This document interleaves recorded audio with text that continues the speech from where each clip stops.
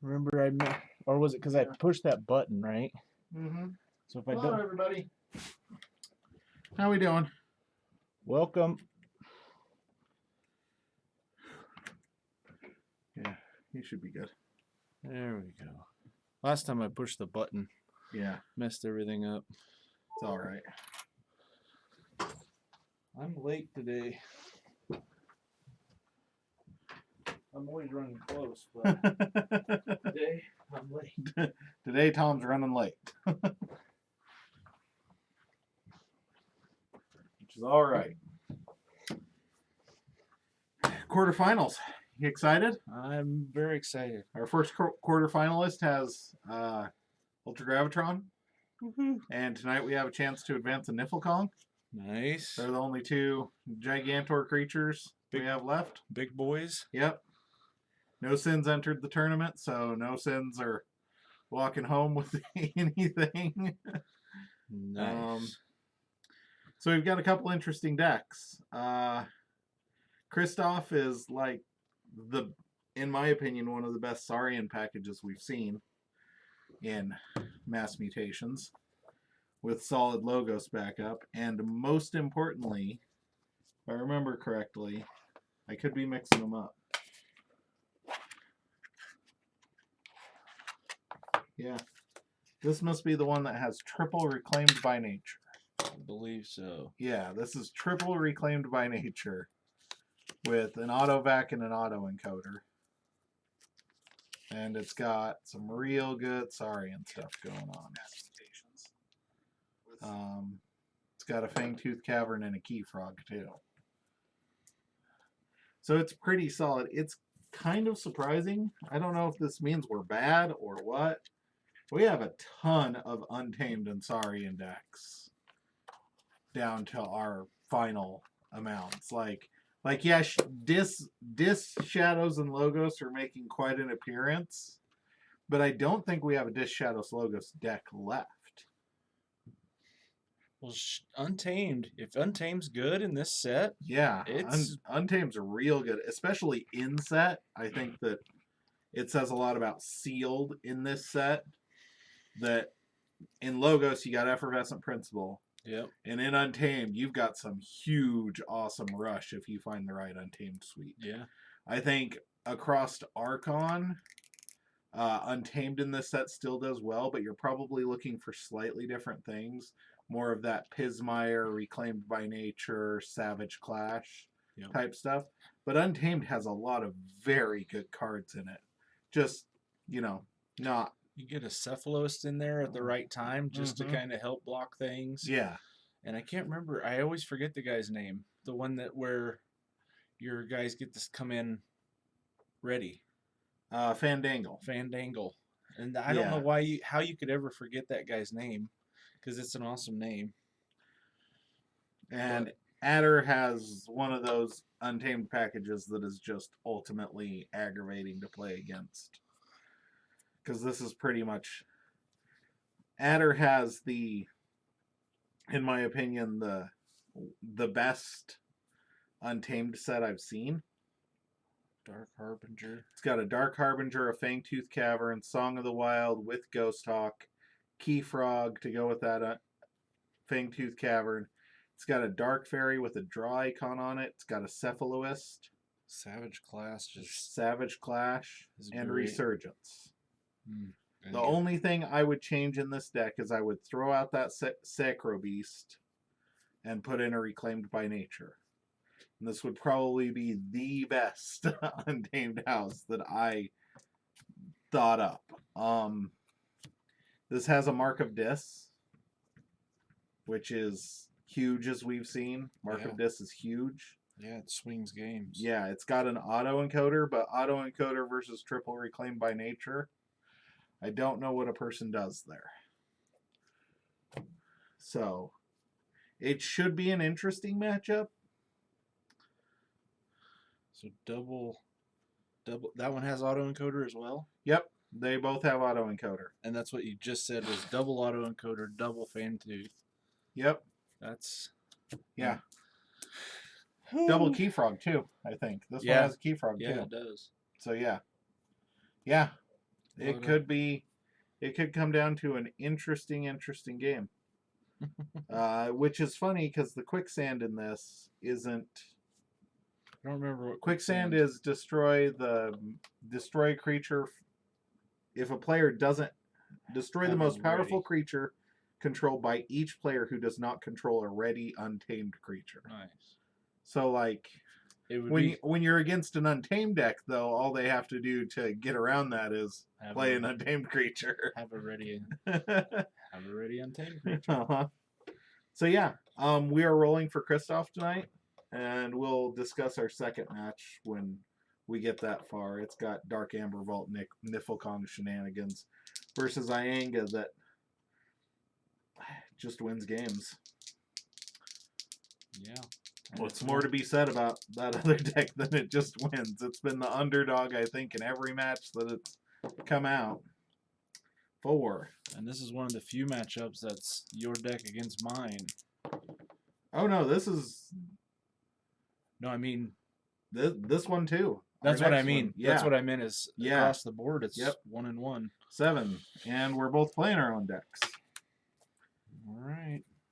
So let's see what happens. Good fun.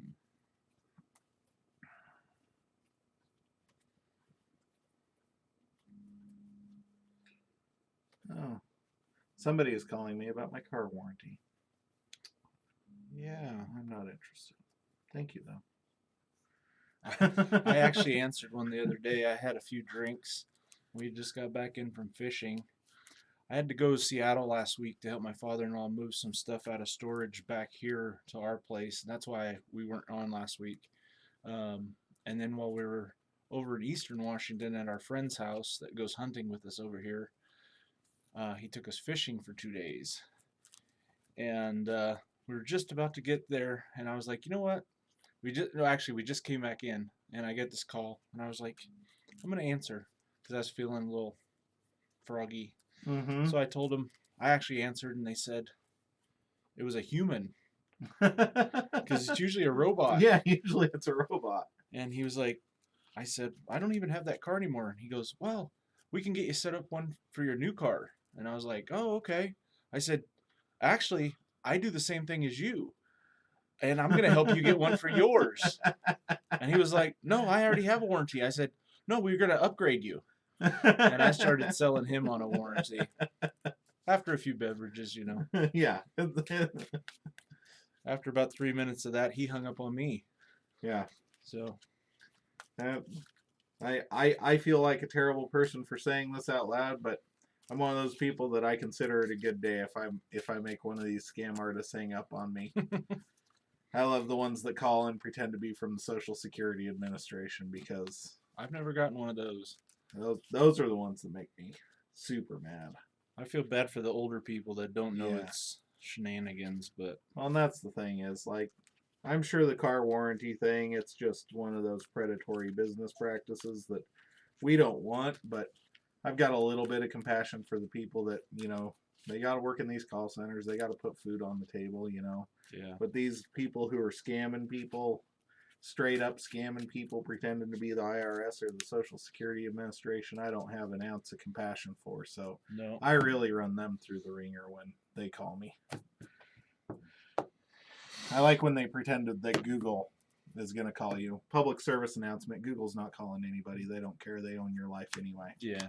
And they're making enough money. They don't care to call you. Heads or tails, sir? Heads. Tails. You win again. Yeah. Usually on the flip and nothing else.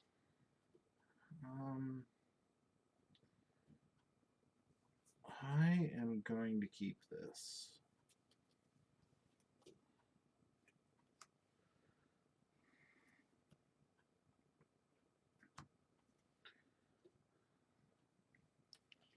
I'm going to keep as well.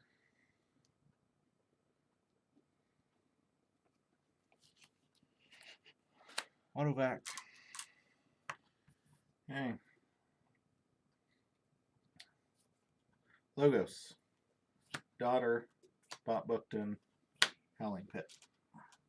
And that's both of us draw +1, correct? Yep. And with daughter, I will draw up to 8. So Ooh. I will draw 5. That is unfortunate for me. And pass turn.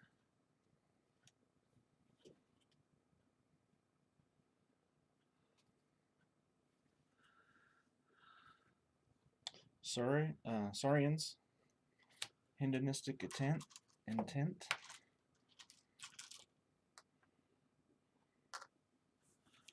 Sacrosaurus. He's got a pip. And I'll exalt to kill daughter. Citizen Shrix. Ludo. This started badly.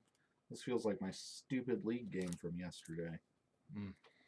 Watch somebody play 10 Sanctum cards and by turn 3, and you're just like, well, that's game. I had the same thing happen to me in League.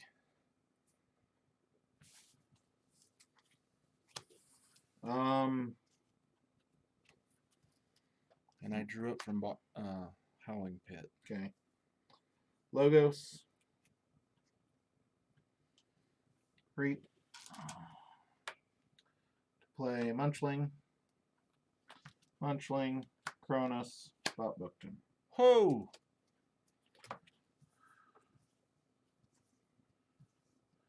And we'll draw 2 because of Howling Pit.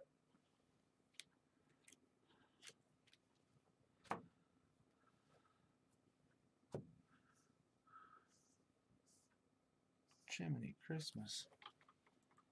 Double bot booked in. What's Chronos do? And there's a draw icon. I can archive a card. Munchling is fight and gain 1 if you discard. A Logos card from my hand or archive. And you got double of him.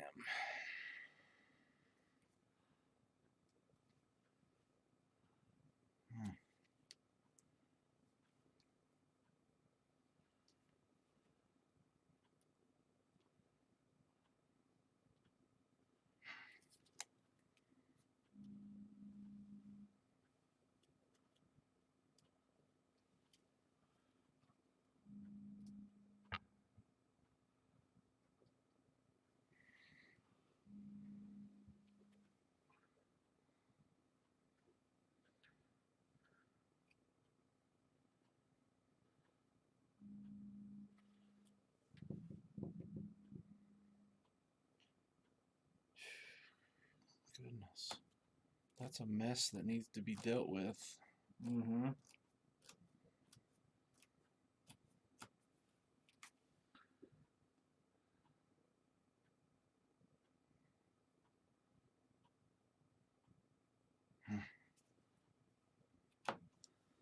Is he elusive, Munchling? Nobody's elusive. Oh, okay, it says Enhance. enhance. Okay.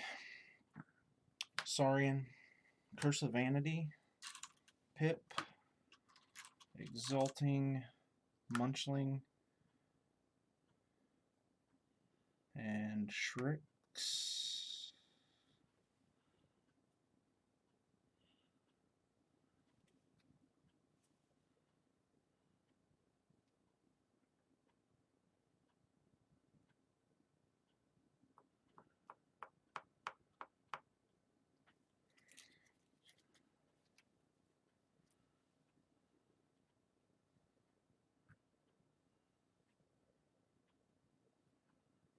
Shrix is going to run into Munchling. Trading. Saurus is going to run into Bookton, taking 2. Taking, yep, 2.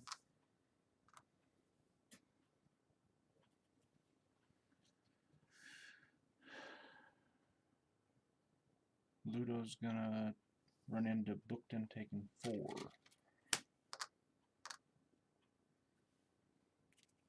2, 3, 4, 5, 6. So I'll draw 1. Pass turn. Say check. 8 amber, turn 3, only playing Saurians. This is a great game.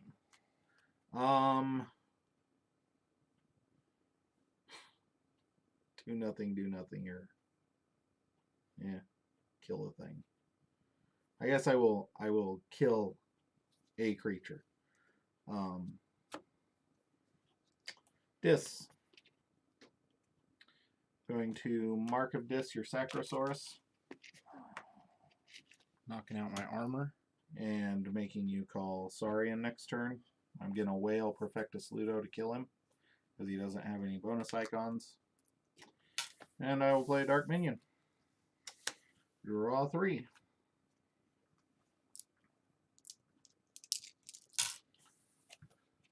I'll call Saurian, because you told me to.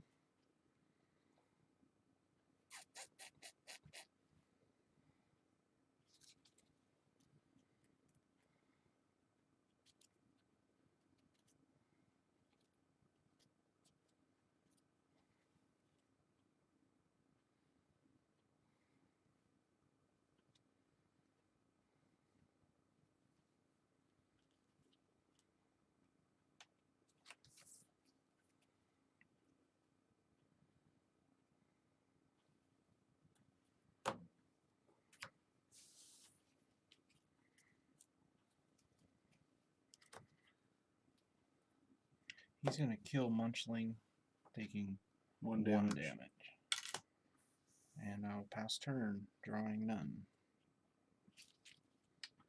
Untamed, Sacro Beast, Cephaloist, Keyfrog, Dark Fairy to draw, and then I will archive. From Kronos. Yep.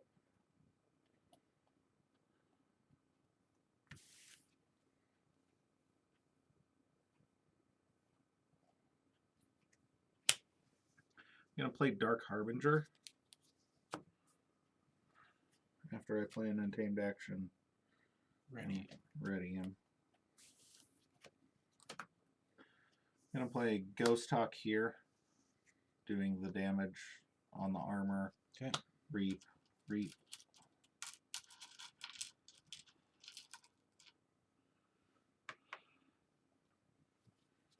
I'm going to play Mutation of Fury on a random creature, which will ready Dark Harbinger. Dark Harbinger will reap. I will check with 6, ready, and draw 7.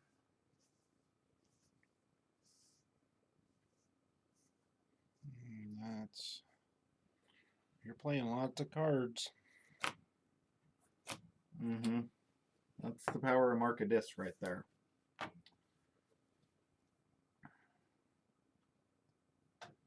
Logos.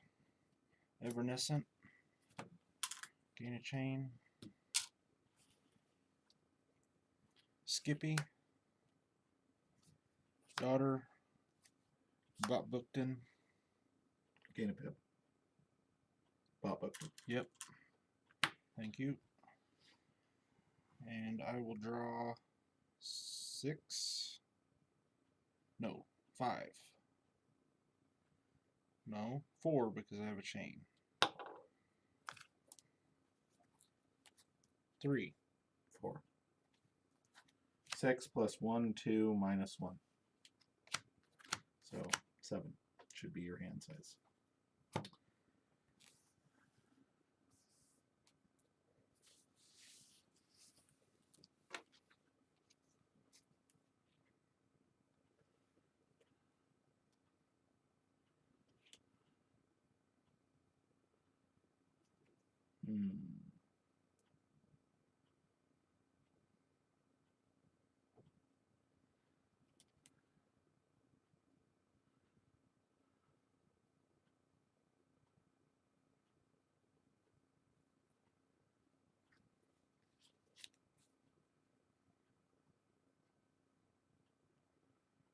Hey, oh, what's this?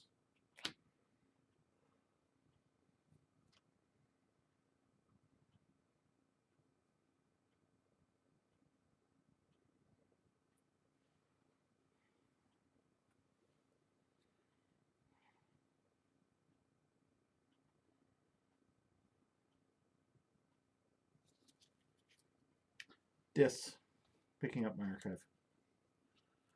Dark Minion, Snudge, Snudge. I'm gonna play Stirring Grave to archive the creature from my discard pile. I'm gonna archive the daughter. And I'm gonna put a Soul Keeper on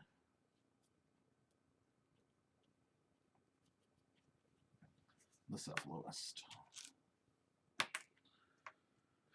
Ready?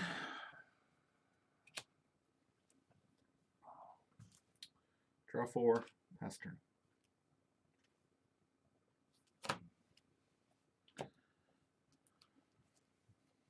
Untamed.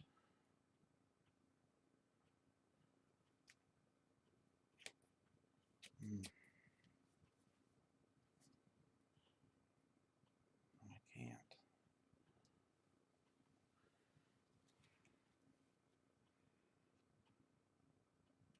That was the plan.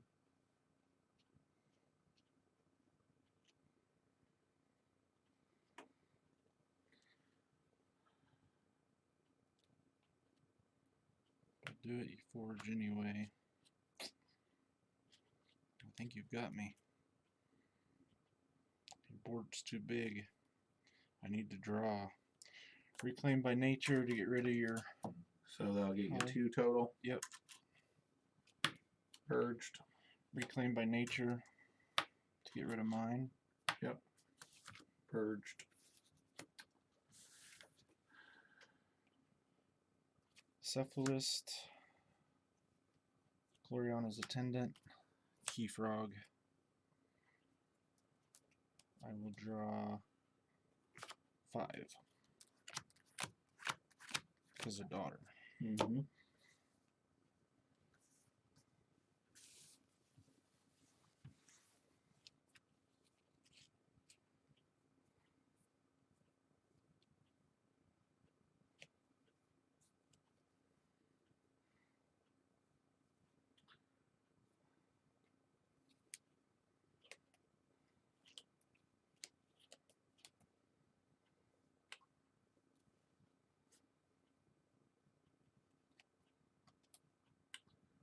Logos.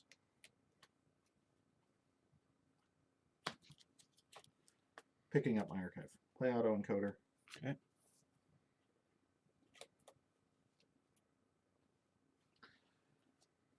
Reap with Kronos. Going to Entropic Swirl my Key Frog. Deal 2 damage to it for each trait. Gain 1. Key Frog's destroyed. Forge a key. Okay.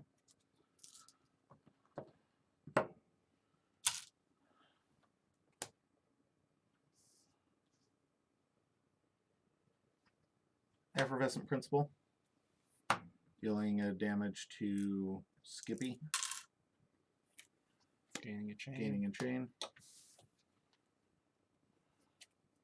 Play Quixo. Play Daughter.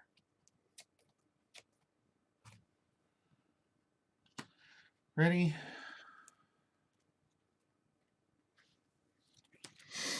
Draw. Shed my chain and draw 4 because I have... Oh, draw 3 because I only have Daughter, no Howling Pit. You didn't draw up for Howling Pit, right? Nope, I drew Okay. it for daughter. Okay. Up to 7.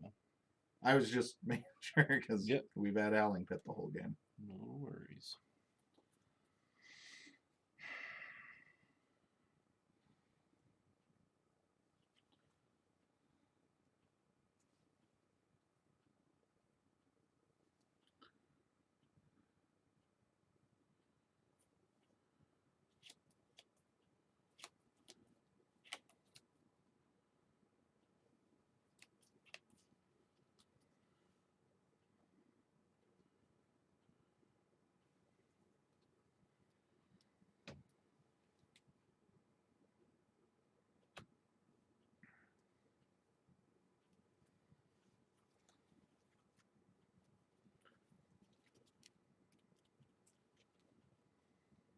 Untamed. Gloriana's Attendant. Reap.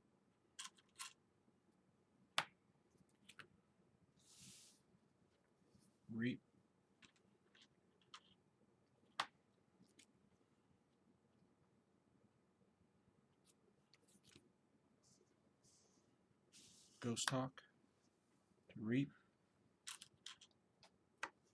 Then reap. Play. Novu Dynamo. At the start of your turn, you may discard it, or it blows up. You go grab the door. Of course.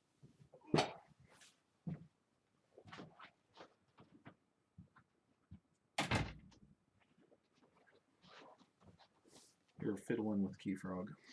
Yes.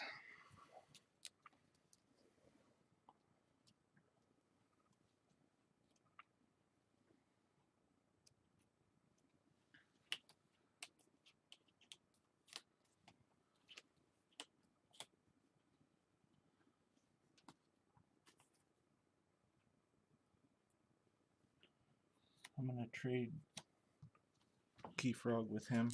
Okay. He's destroyed. Yep.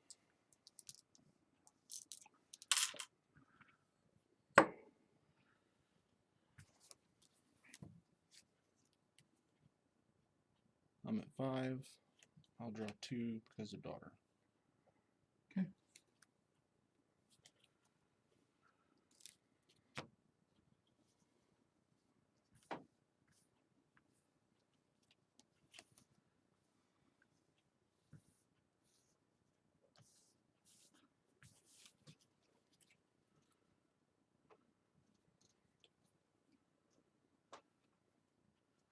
Dis.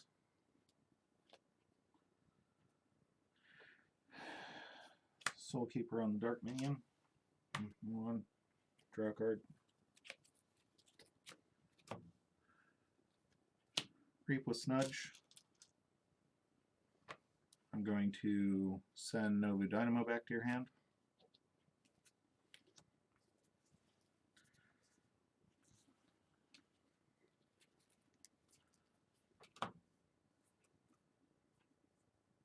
Dark Minion is going to reap.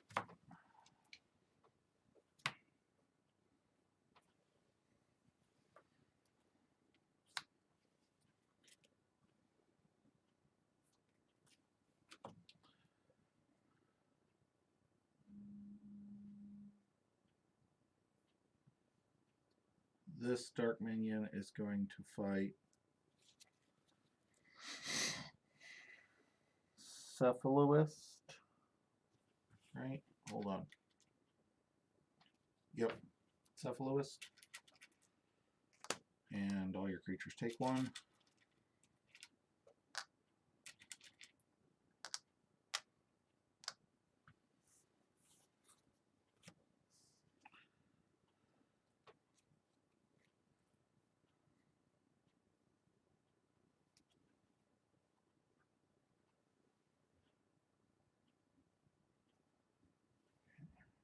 How did I have this parsed out in my head?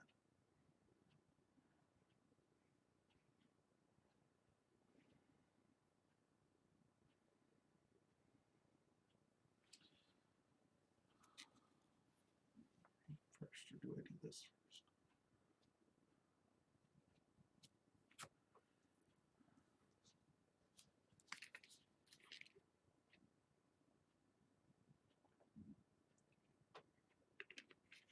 Yeah.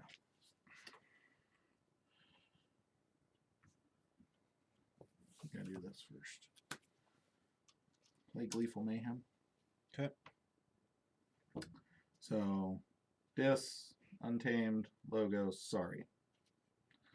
So Saurian, he has 1 armor left, so he'll take 5, so that should kill him.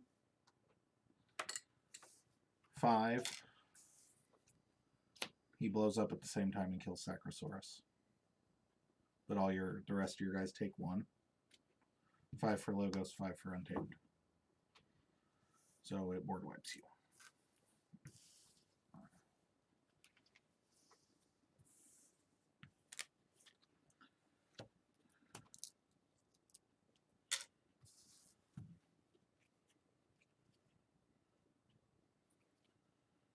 And I'm going to reap. to return and play.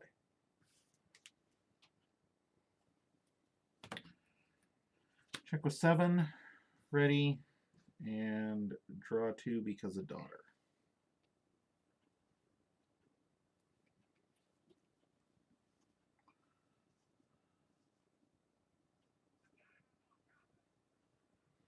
Thanks for the follow, Sniper SK1. You're welcome.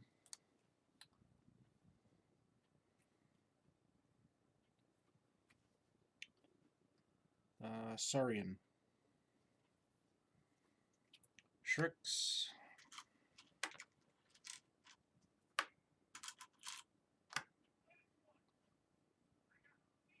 Oh, thanks for the sub. Hey, thanks. Much appreciated. Thank you very much. Chant of Hubris.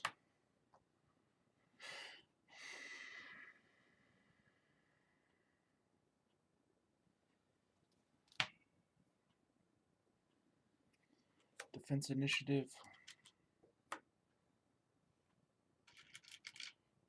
No reason to exalt him. He has no neighbors. Nobody loves him. I'm at 5. I'll draw 1. Okay. Forge for 6.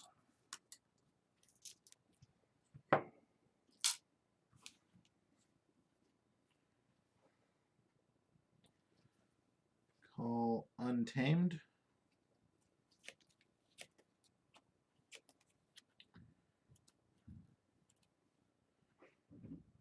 Play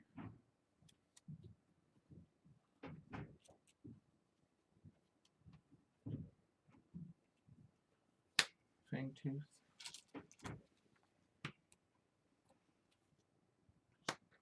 Reap.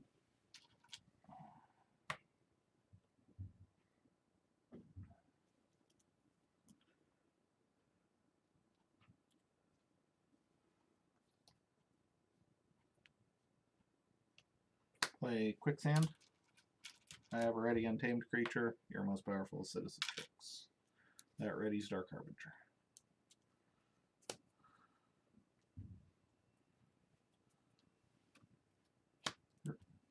Reap. We messed up. You shouldn't have been able to steal one, but Reap. Cephaloist. Mm. Did you have 4? Yep, I had 6. I just forged. Reap.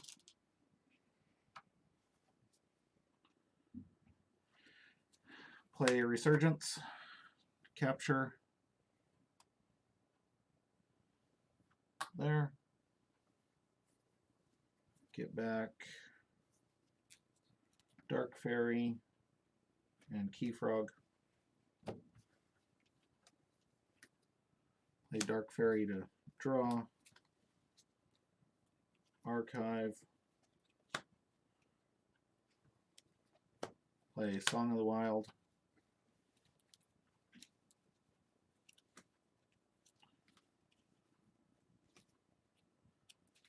I can't stop you, so. Well, and I was going to drop Keyfrog. Blow him up with Fangtooth at the end of the turn to forge. No. There it was. What are you looking for? Faust would have helped earlier. Yeah. Well, you came out. Monument of Octavia. You had an awesome Saurian start there. Yeah.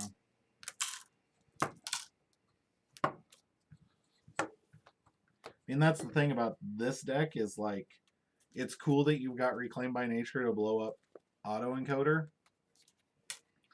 But most of the time, it seems like by the time I get Autoencoder, most of the stuff I want to discard has already died.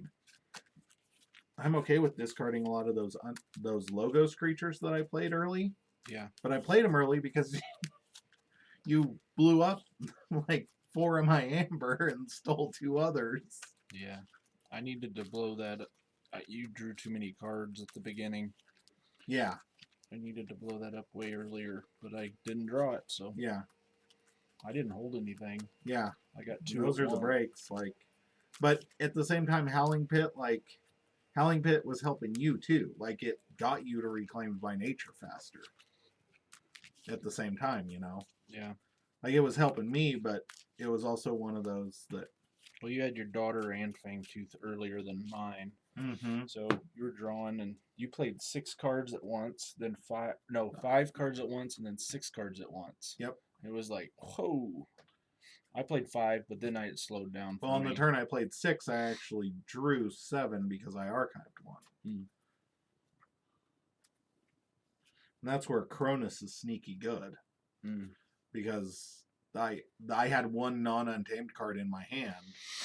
So I played the Dark Fairy and I got to archive it, and that was, you know, it's helpful. That was another card deeper I got.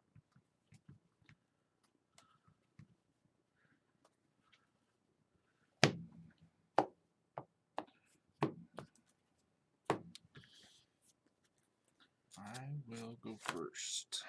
Okay. I'll draw 6.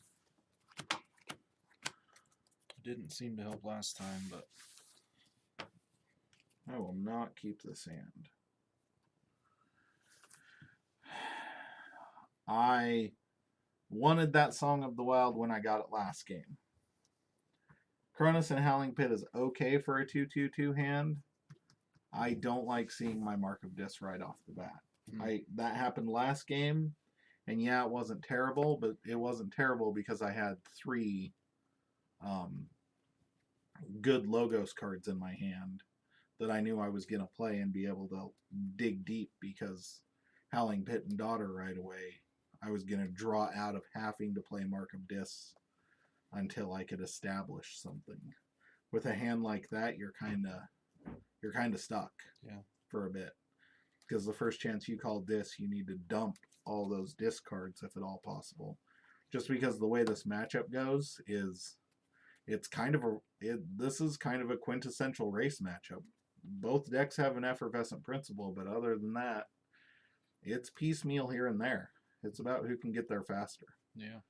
I mean, yeah, Strix is better Amber control than anything I have in Dis, but it's also, I got to outrace Strix, you know? Yeah. Because I've got the removal. Yeah. So, see if we can draw any better. Okay. Cool beans. I'm going to go with Dis, play Snudge, and play Gleeful Mayhem to hit the group think. Oh. Play Gleeful Mayhem, then play Snudge. Because I don't want to blow up my own Snudge. That was terrible, Clay. You're on Crucible, you would have been crucified for that. Okay.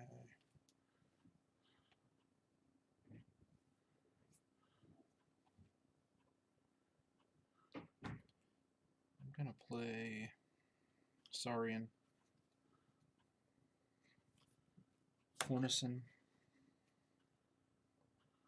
Hedonistic Intent,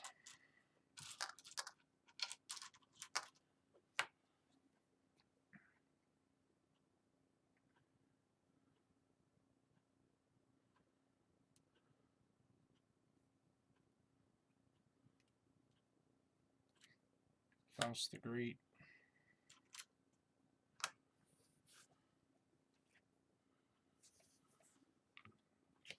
Enchant of Hubris, and we'll draw 4. Okay.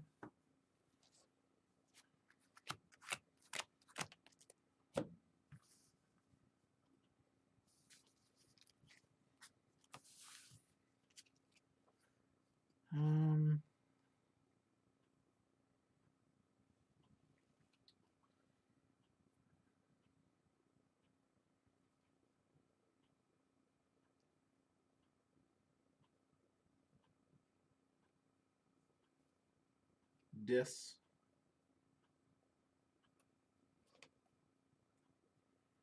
Play Dark Minion. Soulkeeper on the Snudge. Creep with Snudge. Send Cornison back to your hand. And I'm just going to play the Stirring Grave. Ready? Draw 3. Pass turn.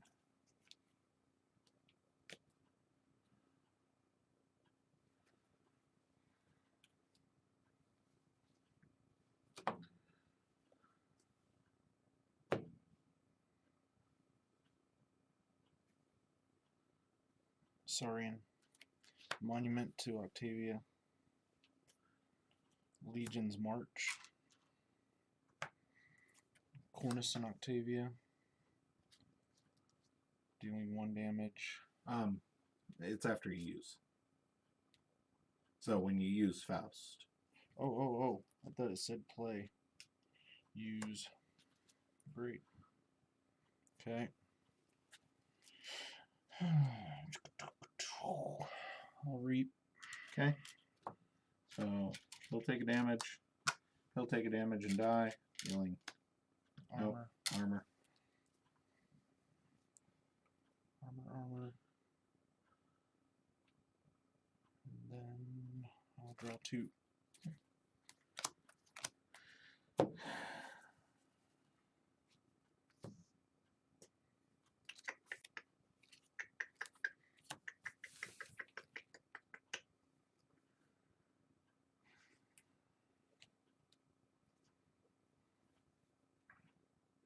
Untamed.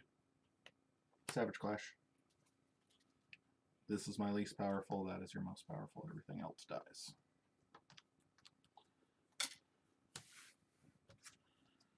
Play Keyforge. Play Mutation of Fury to make Snudge a mutant with Assault 3 until the start of my next turn. Ready? Draw 3. And check with 7.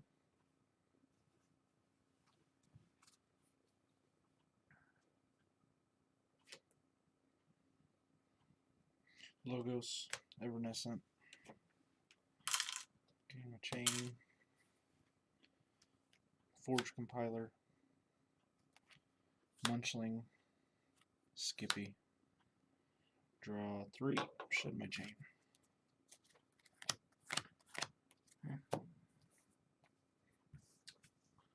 Logos. Bot. Cronus. Howling Pit. Ready. Draw 4 because of Howling Pit. Pass turn.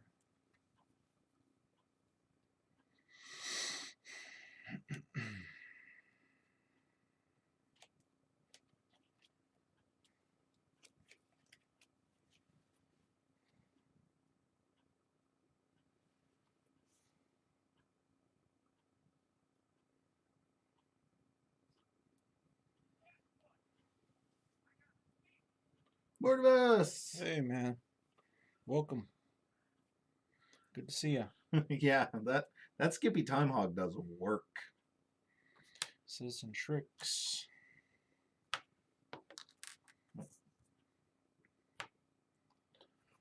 Sacrosaurus. Pip. Exalt. Kill. Hey, Techno Tacos, how's it going, man? Action to caption 2. Monument to capture 1 on the Munchling. Wait, that's capture? Oh, I thought it was the Faust one. Yeah, a friendly capture, Yep, I got it. and if he's Nope, dead, I got you it. capture 2s. He's... Oh, that's If he's in Octavia. Yeah. See, I keep thinking it's Monument to Faust. I'll draw Nice, 4. nice.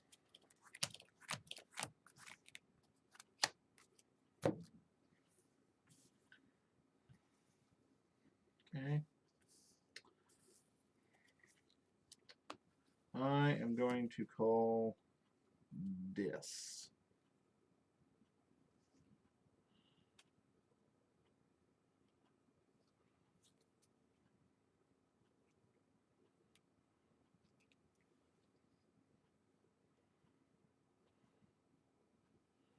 Play Xenofiend. A Dark Minion.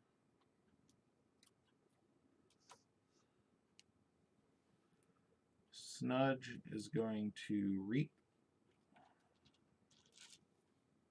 Or does he fight?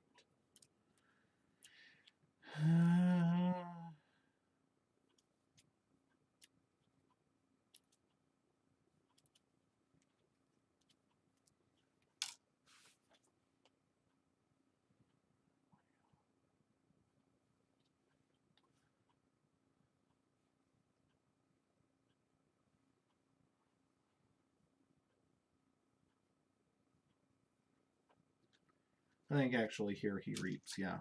And we're going to put the monument back in your hand.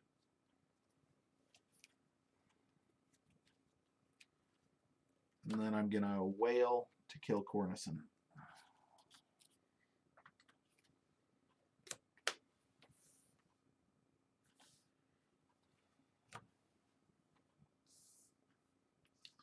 Already. Draw 3 because of Howling Pit. And pass turn.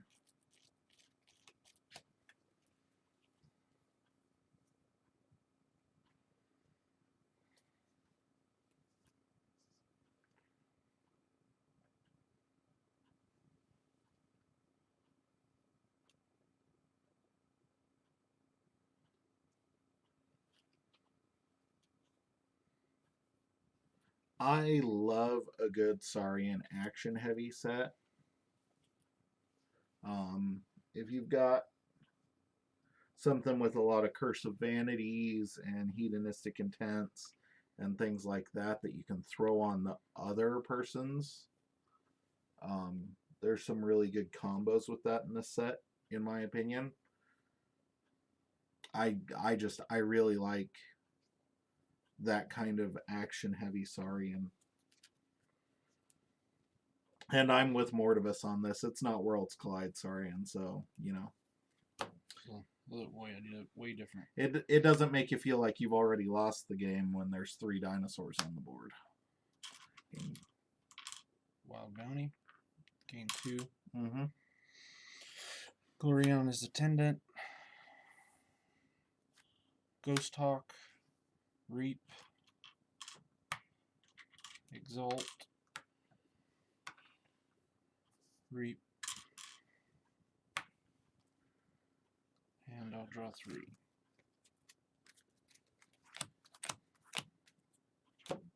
Okay.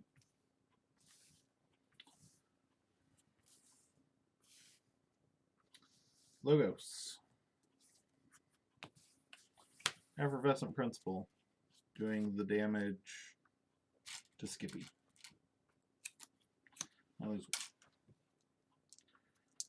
You lose just the amber you've stolen from me this game.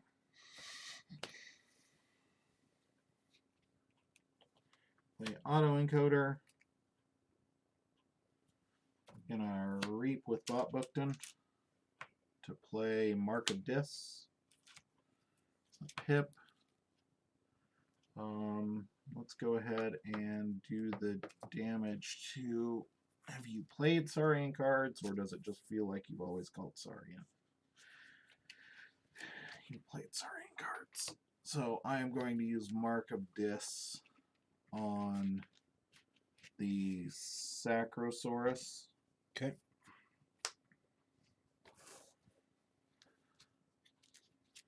I'm going to play Cumex to draw. Cronus is going to trade with Citizen Tricks.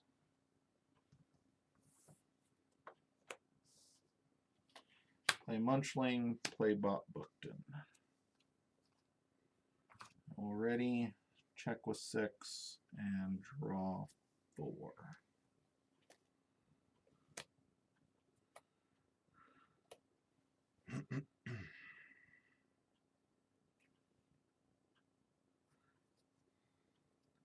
Yeah, that's my thing about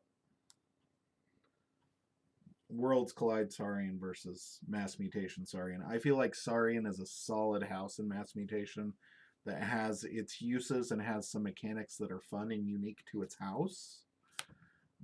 I don't feel like there's a card nearly as egregious as Tribute. That is the closest card that's egregious to Tribute in this set.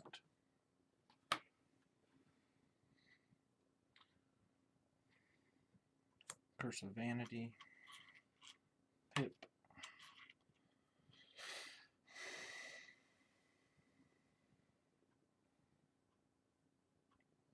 There.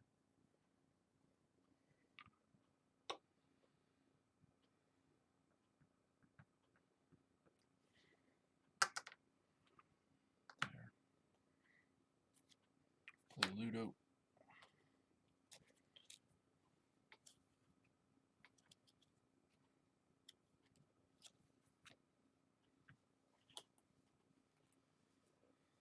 Killbot Bookton, taking 2.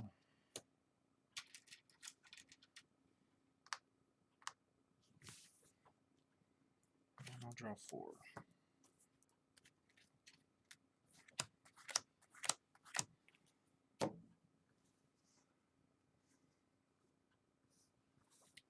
Okay.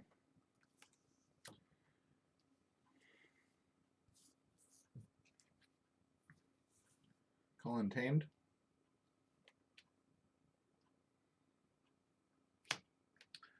A Dark Fairy. Draw. Play Dark Harbinger. Cephaloist. Sacro Beast. Fangtooth.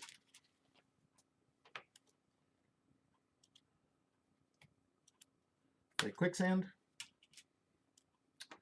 To ready Dark Harbinger. Kill the Sacro Beast. I have it ready. Oh, right. So, does nothing. Was he ready before you played that? You get to choose. As the active player, I get to choose. Okay. It's one of those that they're in the same timing window. Otherwise, I just would have pitched it because it's not like I need the pip at the moment. He's ready. Dark Harbinger is going to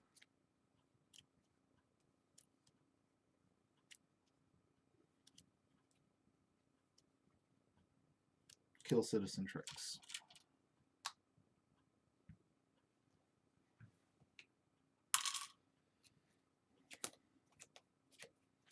I will check with 7. End of turn, blow up the Gloriana's Attendant that does not have the pip on it. Check with 7, draw 5.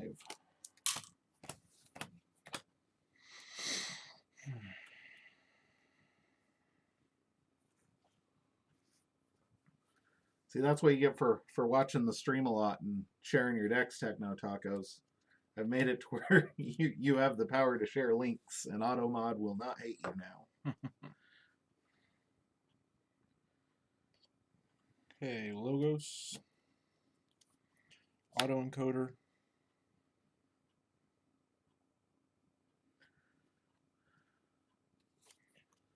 Novu Dynamo. Spot Bookton for Pip.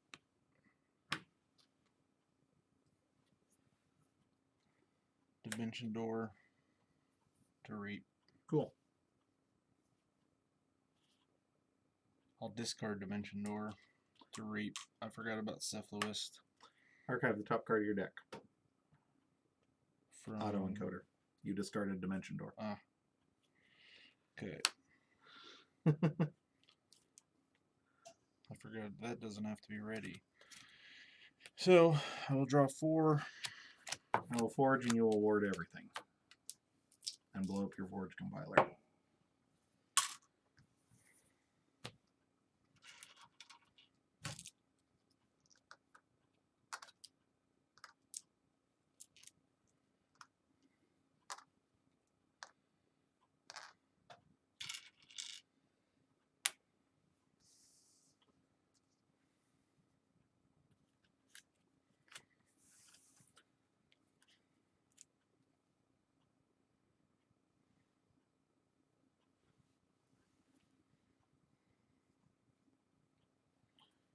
Call Untamed.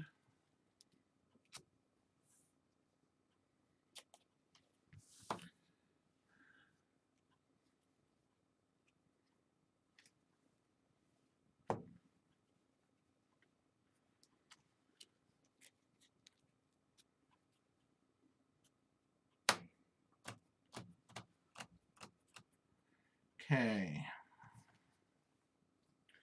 We're going to start with a Reap on Dark Harbinger.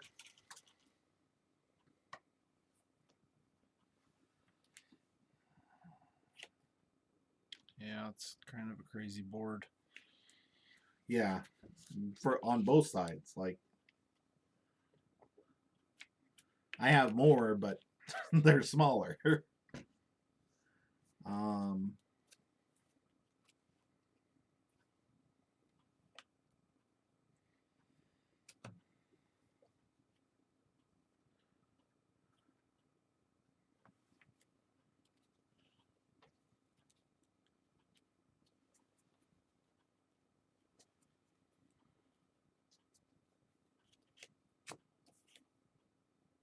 Dang. Shoot. Does not work the way I want it to. Okay. I'm going to Ghost Hawk. I'm not going to Ghost Hawk yet. I will Ghost Hawk eventually. No worries. Dark Fairy is going to fight to ping the ward off Ludo, and I gain 2.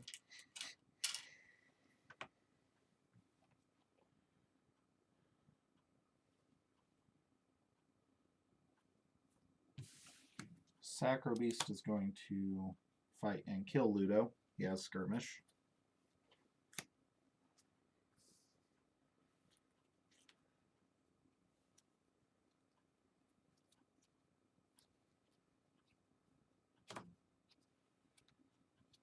Cephaloist is going to Reap.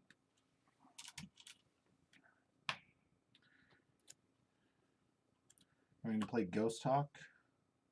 I'm going to use the damage to ping the ward off of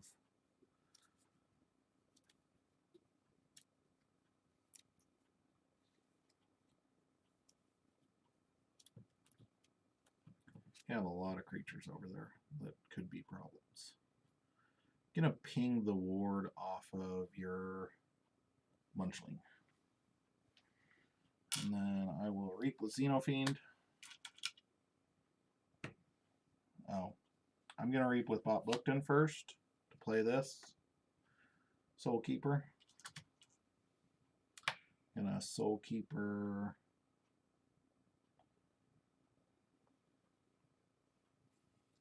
The Dark Minion. Got the pip for it. Draw a card. Reap, because that's in the same timing window.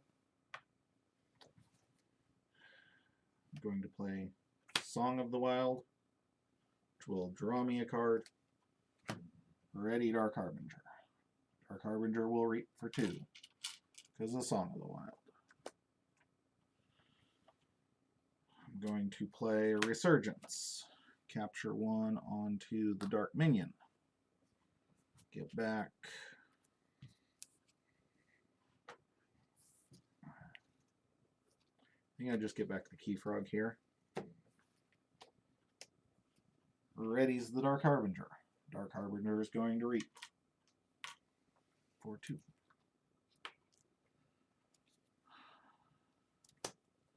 Going to play Key Frog.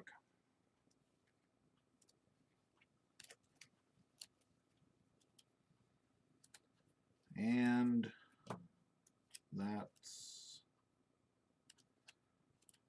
all she wrote, folks. Ready.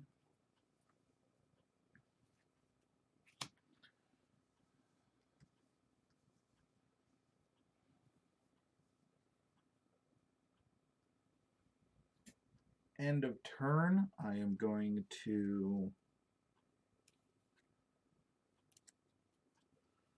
kill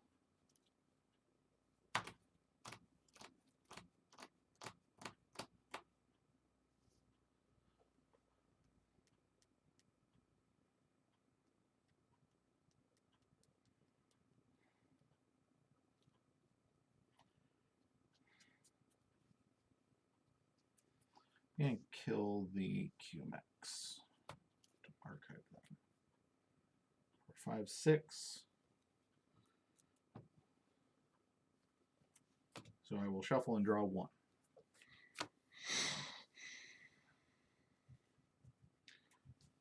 Yeah, this deck has a thing where if I can call Untamed with 4 or 5 Untamed cards in my hand, Tom's sitting over there going, this MFer is over here playing solitaire. Would he just get on with it?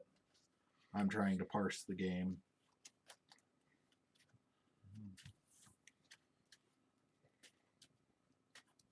Well, it's just over. My turns are just irrelevant. Yeah, at this point, Tom's out would be to hope he can discard enough cards with autoencoder to get completely shuffled and draw into Effervescent Principle or Faust. No, because your next turn you forge and then you blow up Keyforge. Well, yeah, provided you have 0 Amber control this turn, yes. Beginning of my turn, I discard a Logos card To gain 1. Play Wild Spirit. Play Reclaim by Nature to purge Fangtooth. Okay. Play Reclaim by Nature to discard purge autoencoder. Okay. You only get the 1 for that. Why is that? Because there's no bonus pip on autoencoder. Oh, okay.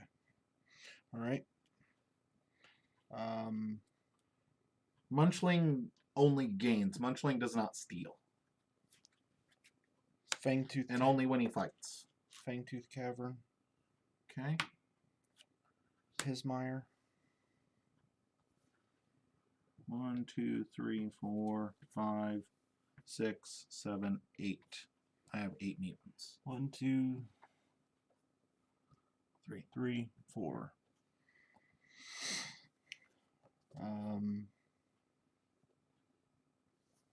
Reap. Reap. And draw 5.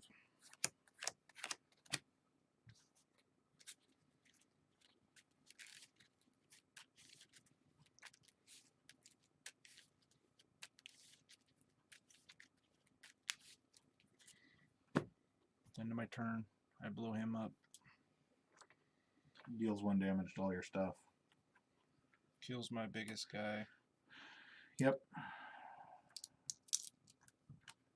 I forge, call Untamed, fight with Keyfrog, forge my 3rd key.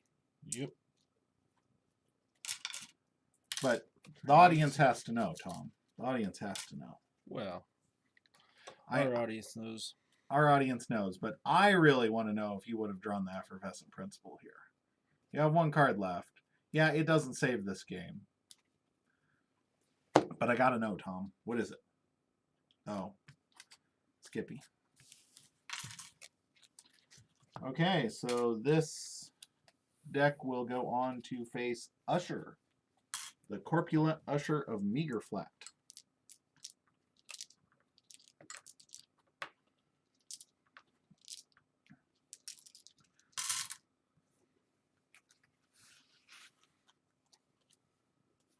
Yeah, but I don't think Tom has a way then.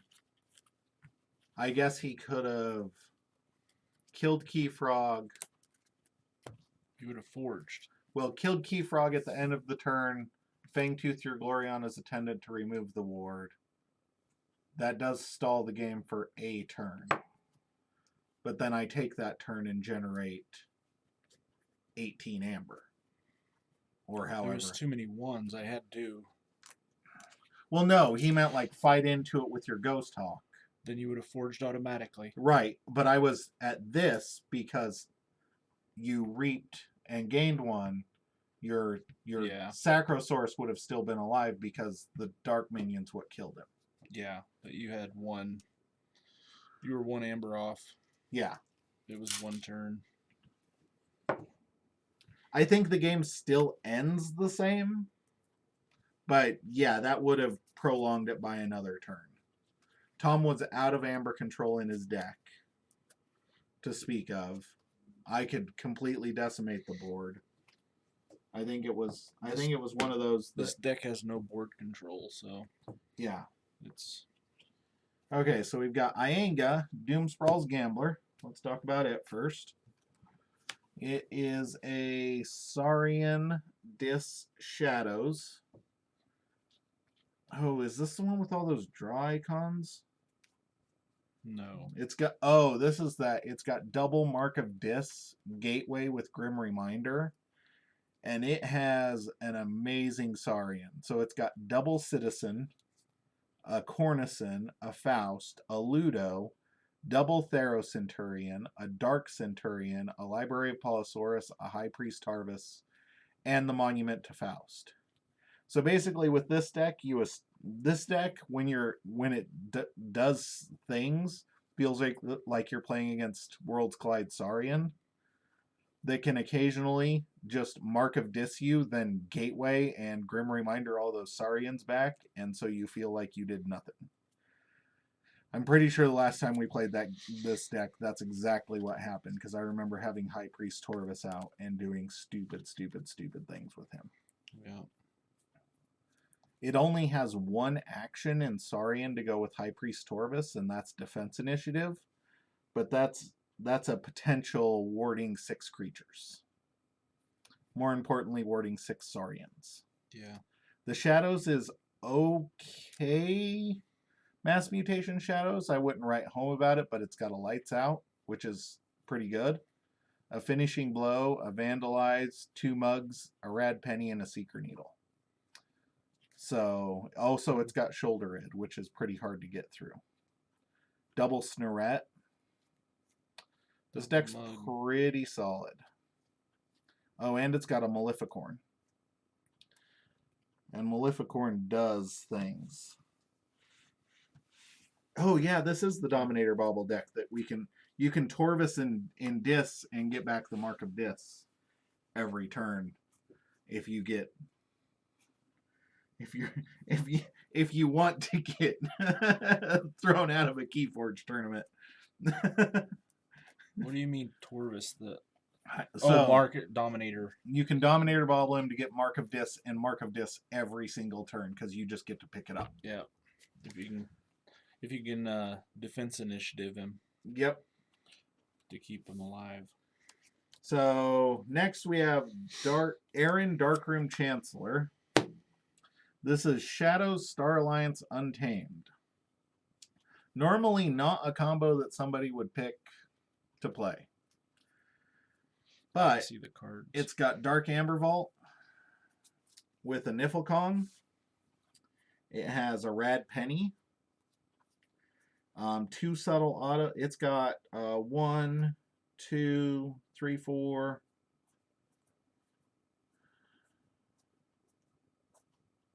5, 6, 7, 8, 9.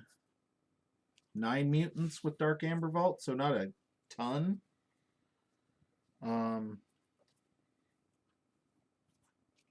Yeah, I was kind of tilted, and then you asked, and I was like, oh. Because I was pretty mad at Torvis. I just, he's not that fun. Until you realized that, until you went, don't you have Dominator Bauble? And I went, oh. Yeah. This has... You got access denied, though. Yeah, this has access denied. The bad thing about this deck is it's got a tiny bit of Amber control, but not a lot of Amber control. And it's got 2 Hayden Oswins. It's got a few upgrades. It's got 2 access denieds and 2 Secura droids. So here's my thing. I don't want to give my 2 power human that when it reaps, I gain 1 for each upgrade on it. Taunt. I also don't want to give it access denied so it can't reap. It just feels bad. Hayden Oswin in this deck is not the greatest. I love the Dino Alien in this deck. I really wish it had a couple Explo Rovers. I think Explo Rovers in this deck would make it go a long way. Because when you can give Niffleape Skirmish, Niffleape gets a lot better. If you can give Niflkong skirmish, Niflkong gets pretty awesome. You know, just there's a lot of things that this deck is good and it's fast, but it's good and it's fast in its own way. I don't know what it's going to do. Which one are we rolling for? We are rolling for Ianga. Ianga was at the top of the bracket. Okay. 9. 12. Jeez. Tom made a statement that he wants to play his own decks tonight. That's because you already put your card over there. Okay.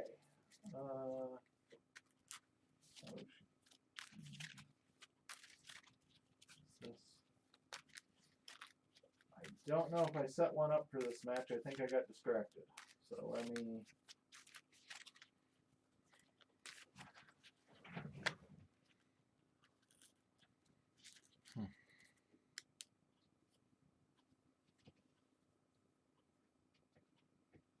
There we go. There we go.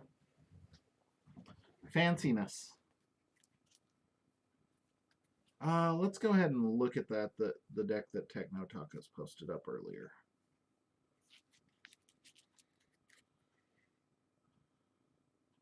Hyposhell, Fahim, Langham. I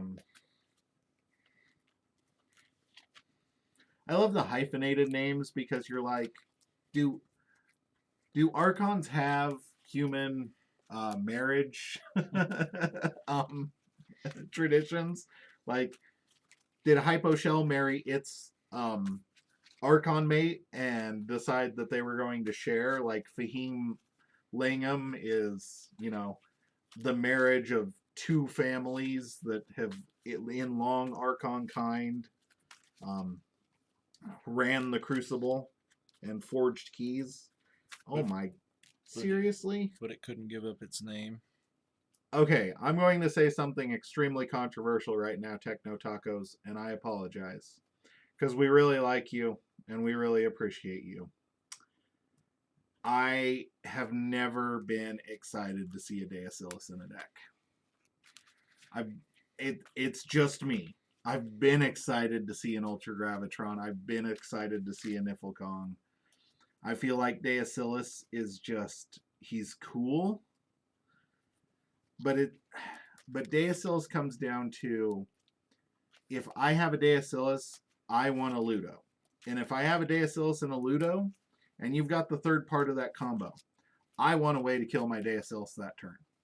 Because if I'm dropping a 20 power creature and capturing all of my opponent's Amber, I want to blow that Amber up. Instantly. I know.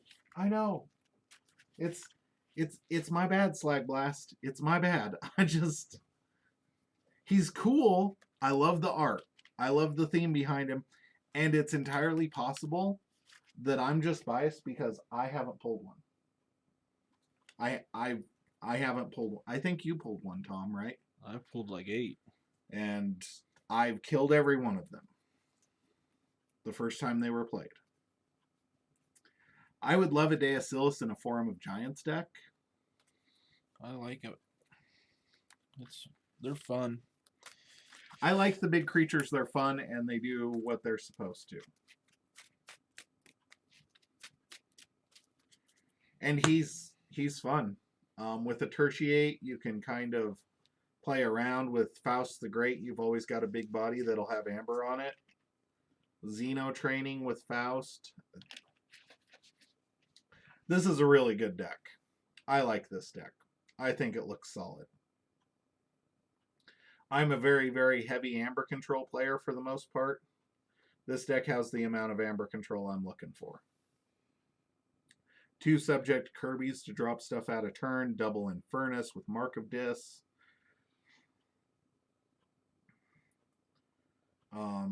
Double Faust. It's got a lot of doubles in here. It's pretty solid.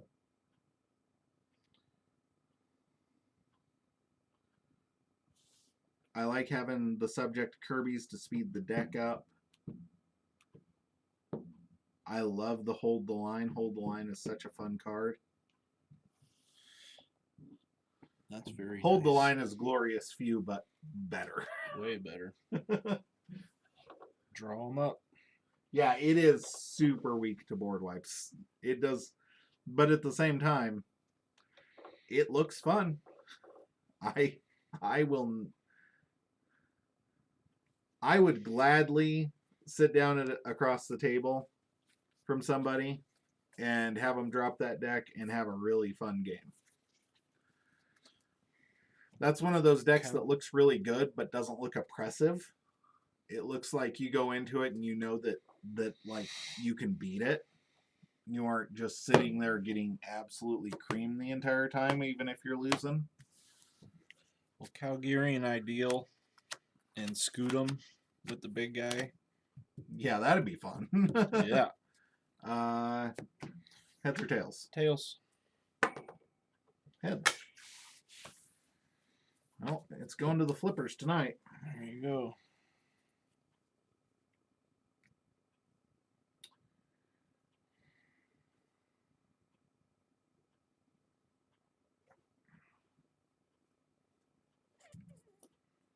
I'm gonna keep.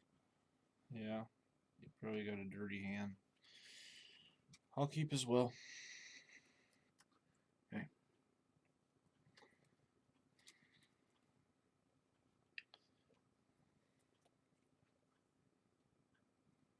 Settle auto.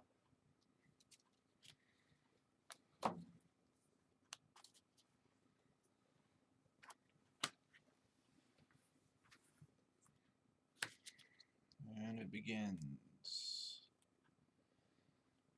Again, my least favorite mechanic in the game is this. I would way rather have Vandalize in every set than discard a card at random. Stirring Grave. Maleficorn. Dominator Bauble.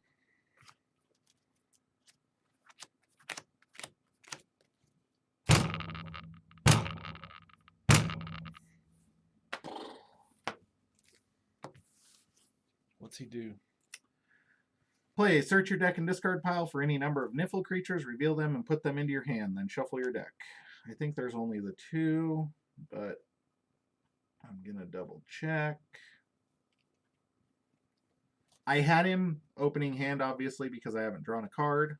I did not... he's exhausted. I did not want to play him first because I just...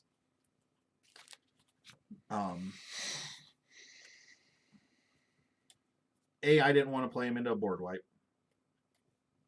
for free. And B, I couldn't have played the Niffle Apes I was putting in my hand anyway. So I like Hold the Line better than Glorious Few because of the size of the boards right now. Grant you, there are glorious... I have a Glorious Few deck that is really, really good from Coda. I like it. I like Hold the Line better just because it gets you through your deck faster. And I have turned into a Speed King. That I would say that there are cases for both, and that there are both pretty good cards at the end of the day if you have decks that work well with them. Play them. I will ready. I will watch you kill Niffle Kong as he climbs the Empire State Building, and I will draw 2. In fact, he is holding his poor Martian bride, Tom. Look at it. Nice. Think of his poor Martian bride as you kill the poor creature. I hope she dies. All he's doing is wanting to protect us from ourselves and show us that the real monster is humanity. There you go. Shadows. Nexus damage there. Gamgee. Lights out to return the 2 Niffle Apes to your hand, doing the damage to Niffle Kong through his armor. His armor is now gone. Yep. And I'll draw 3. Cool.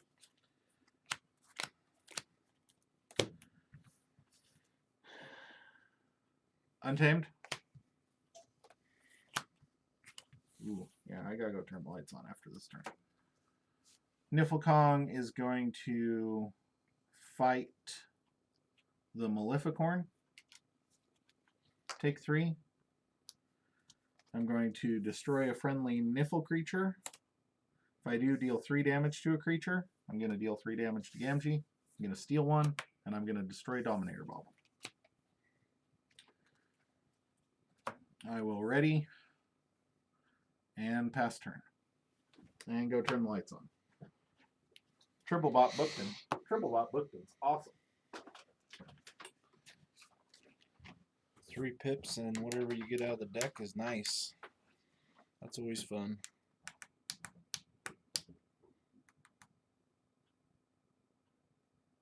Nice. That's real nice. Drawing anytime. Plus you get to see 3 cards that possibly are out of house. And 3 pips. That's always good.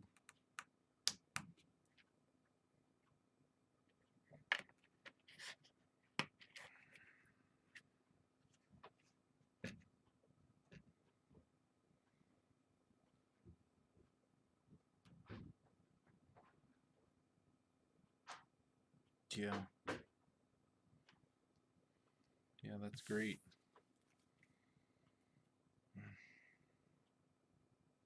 That Niflkong just blew up my Dominator Bauble. That makes me sad. It's okay though.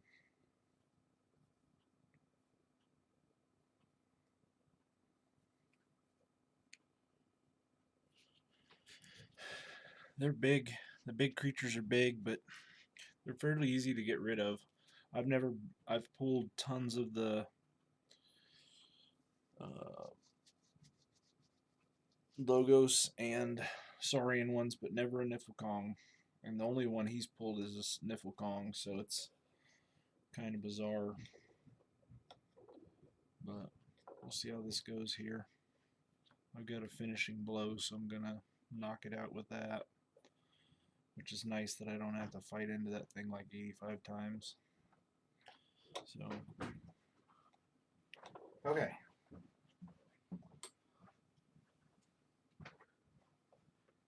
Yeah, that stinks. Yeah, I still don't have one. That'd be nice. It sucks when you get something that doesn't flow well with the deck. I have one that's this one, which is a decent deck. And I have another Niflkong deck that is bad. It's bad and it feels bad and it's bad. So. That must be bad. Yeah. I'll play a finishing blow, blow up Niflkong, Steal 1. steal 1. Francis, Reap, draw 2. Okay. Starlines. Transport platform. Access denied. Kermin-Yorg. Capture 1 onto Niffle 8. Because it is now dead to me. It means nothing without its father.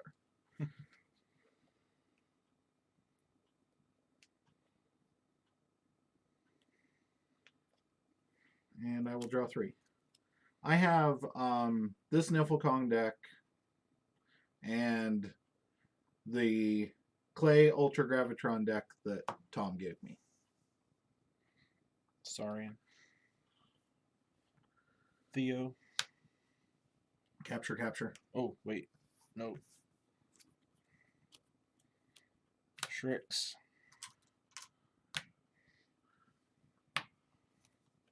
Theo. Are you going to capture onto another creature or onto him? Onto him. Then Cornison to deal damage here. Okay. And I'll draw 3. Okay. Shadows. Let's start with a Vandalize. FYI, people, I got baited into keeping a Niflkong, and this matchup is basically already over.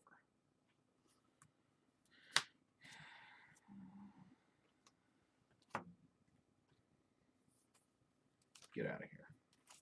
Discard or purge? Discard.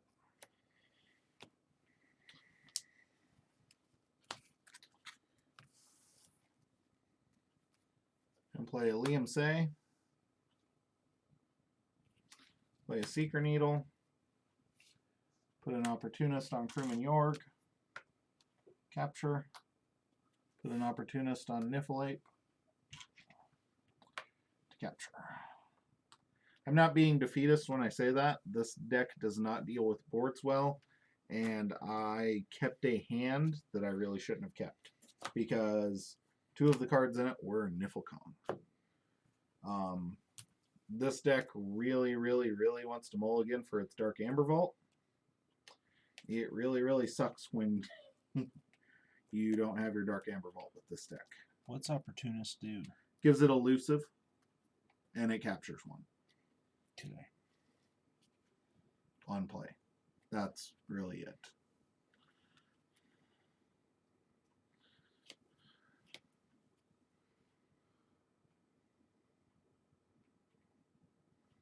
The deck matchups that we're doing at the moment, we have been doing this tournament since Mass Mutation came out. We started with a survival tournament that if a deck went 3-0, we both had 2 boxes, or how many boxes did we go through? 3. 3 each? 3 each. Yeah. Yeah, 3 boxes each. And any deck that went 3-0 automatically got seeded into the tournament. And then to fill out the bracket, we picked some decks that were like 2-1. Some of the stronger decks that we'd seen that maybe didn't get very good matchups. This is one that we opened on release night. And it was the first Dark Amber Vault either of us had seen. We split a box in half on that night. Ianga is one that went 3-0. Nexus is going to fight here. Cool. Francis is going to kill there. Okay, we both gain 1.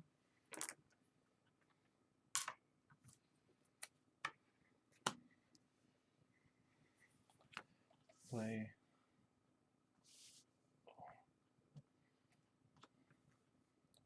Really? Shoulder Id to do the damage there. Okay. Play Rad Penny there. Okay. Steal 1. And I'll draw 2. Okay. At the start of my turn, I'm going to do a damage to Citizen Tricks. Okay. With Liam Say. Yep. Oh, shoot.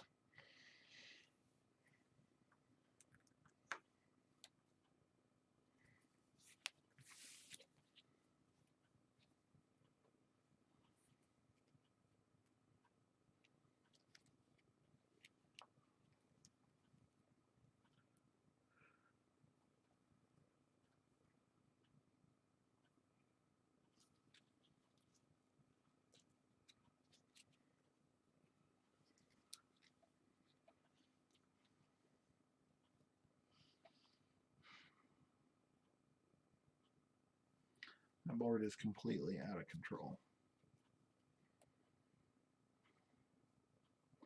Can do a little bit of something about it, but not do a whole lot.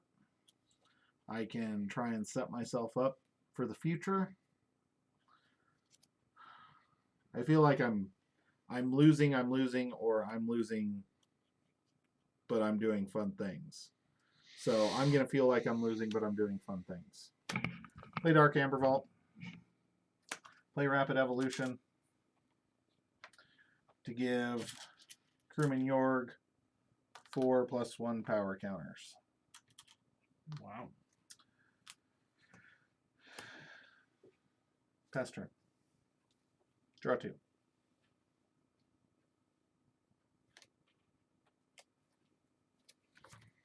I'll forge.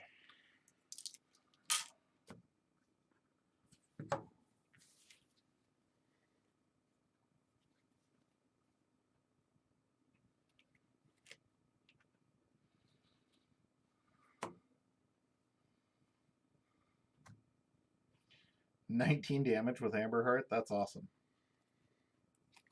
Yeah, it was fun to play through all the decks and find the good ones. Honestly, initially, both Tom and I felt like I'd opened a lot better decks than he did. So far in the tournament, it's proving that it's pretty equal. We both have a deck in the final four at the moment. Yep. If Tom wins this game, we will both have 2 decks in the final four, or this match. So, yep. Gateway, cool. or discarding Gateway. I would never play Gateway. You can't give me hope. No, you can't give me hope like that. I would never play that. Mark a Dis, your Crewman York, Snorret, Drecker, and I'll draw 4. You cannot give me hope like that, I Tom. would never play that. Was not cool. That was not cool. Dis. That's like when you read that text in Crucible that says Tom plays Gateway to Dis. Yeah. And then right below it you see the chat bubble that says manual mode ? Yeah. Because you meant to discard it, but for a second I was like, yes. Because I was double clicking, because my computer froze. So I have to call Star Alliance. Correct. Fun times. So Crewman Yorg is going to action. And since, at the beginning of the turn, I'm going to do a damage to Citizen Tricks with Liam Say. Okay. Action, steal. I am going to play Dino Alien, who is a mutant. I get a draw. I am going to Transporter Platform, the Dino Alien. Play Dino Alien. Draw. Going to put a Secure Droid on Liam Say with the draw icon. Going to play Hayden Oswin. I'm going to play Hayden Oswin, and I'm going to put a Secure Droid on that Hayden Oswin.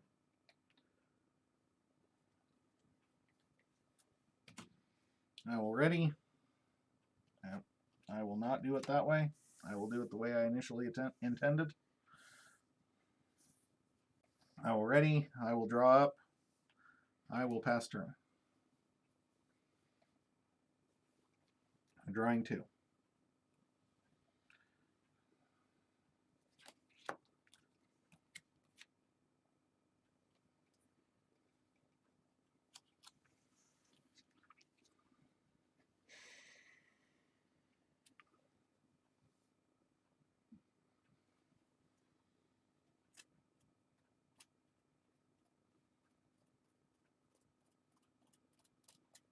I'm going to call Dis. I'm going to play Mark of Dis.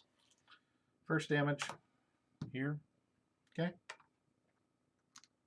Marking your Liam Say. Okay.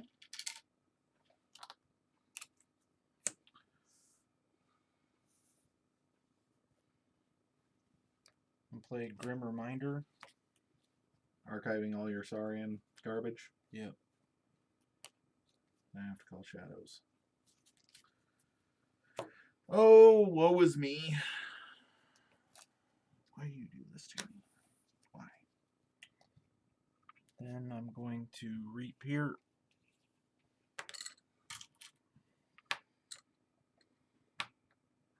Okay, shoot Techno Tacos. I am looking at chat right now. And I'm going to Reap right here. Okay. And I will draw 2. Okay. Yes, you do, because it is public knowledge. It does not say anything, but it's common courtesy. Like, this is one of those things where let's talk about other card game communities. Now, you don't have to. You don't have to show people what you're doing technically in a lot of card game rules. It's just, that's the way it is. Pokemon, you don't technically have to show things, if I remember correctly. As far as what? Like if you're moving something from if you're shuffling something back in, you don't technically have to show them exactly what you're shuffling in. There are some cards that say reveal. Right. And there's some cards that don't say reveal. Exactly. Now, you can choose in the way it works in Keyforge is if you're doing that, The only thing you can do at instant speed is check your opponent's discard pile. So if we wanted to create a community where Tom's like, well, I'm going to Grim Reminder, and I'm like, well, what are you going to shuffle in? He goes, well, I'm not going to tell you. I'm going to go, well, before that's done, I'm going to sit here and I'm going to look and I'm going to memorize every single card. I'm going to go, okay, archive your first card. And after you archive your first card, I'm going to grab it. I'm going to look. See what's missing. To see what's missing and do it that way. Yep. It does not say anything. Grim Reminder says choose a house. So Tom has to choose a house, choose Saurian. I can pick up that discard instantly and go, I'm going to read every Saurian card in here. Now, I will say that, you know, you can play it both ways. I love the fact that so far in Keyforge, having been to high-level events, low-level events, everything like that, I love the fact that this is a community that does not have to do that. Slag Blast, funny story. We actually had that happen at a Vault tour in one of the side events. One of my teammates had a mimicry. And he thought it would be really cheeky to mimicry, what's the Mars card where you flip over everything until you run into a Mars card? He did that on his own deck. Flipped over his deck, basically just to give himself a shuffle. It was a cutesy thing. Invasion Portal. He remote accessed Invasion Portal or poltergeisted it or something like that. And he flipped over his deck. This was, yes, it was the artifact. For some reason, I was thinking to Sound the Horns and Invasion Portal, got him mixed up. But he poltergeisted or remote accessed, I can't remember which, and flipped over his deck, being cheeky. The young gentleman he was playing reached across the table, grabbed his deck, picked it up, and started looking at his deck. This is sealed. Public information is your discard pile. Now, my friend obviously did not call the judge because we knew you can look at your opponent's discard pile at any time in the game. Yeah. And so that's what he did. And then all of a sudden, the person he was playing was basically playing an Archon game against a sealed deck. against a sealed deck. It was pretty cool. Okay, it is my turn. Yes. I have to call shadows. At the start of my turn, I'm going to use Liam Say to deal 1 damage to Snorret. Okay.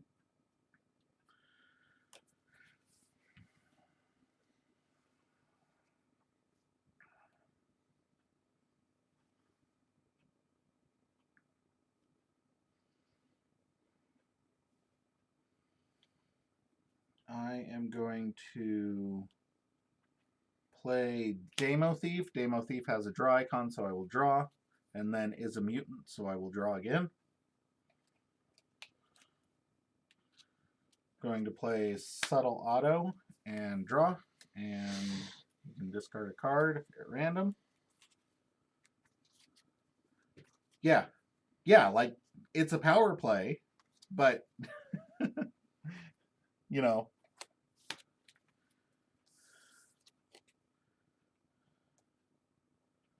I thought it was great. I was super on board. I loved every minute of that play. Going to booby trap your shoulder id. 4 and 2 splash. And then I'm going to Seeker Needle the Snorret to kill it and gain 1.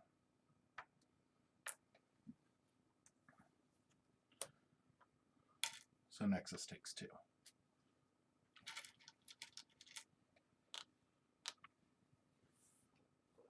Then I'm going to play Nexus, play Mesa's Asp.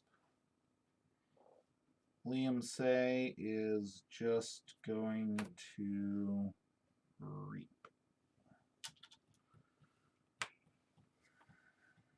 I will check with 8 and draw 2.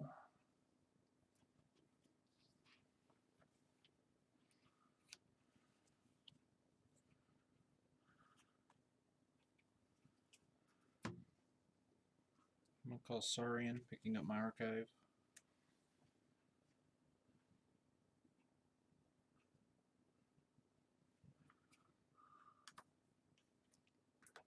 Play High Priest Torvo.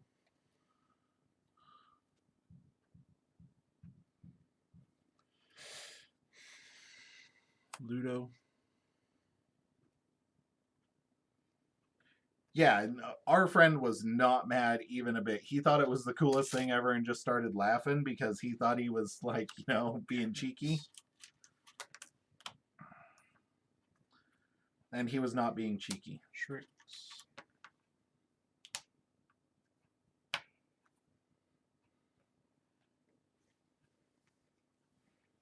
Theo.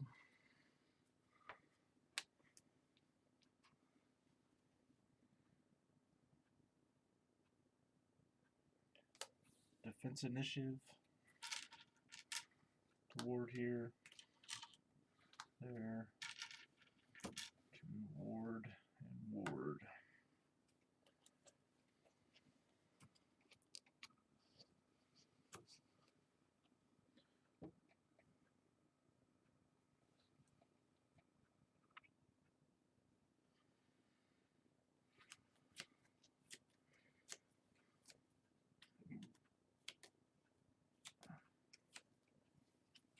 He has taunt.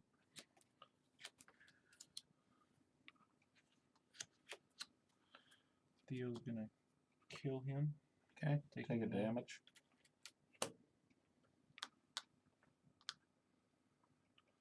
I'm going to reap there.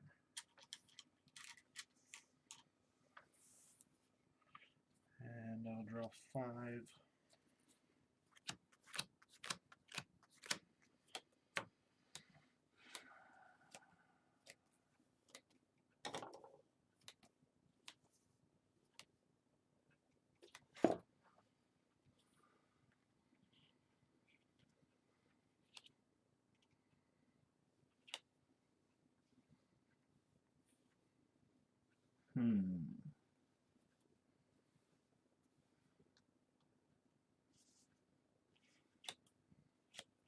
Getting destroyed over here, folks.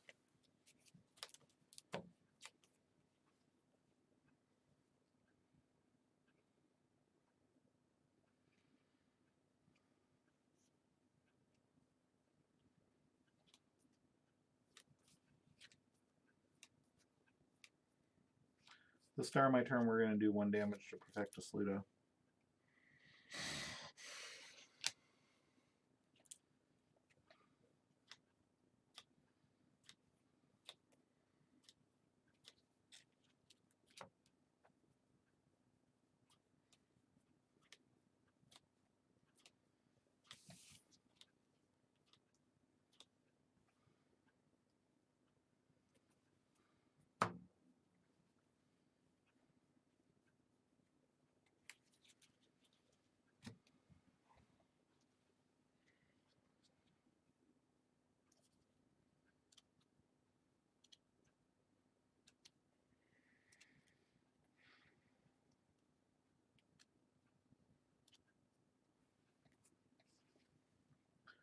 Yes, I do the thing to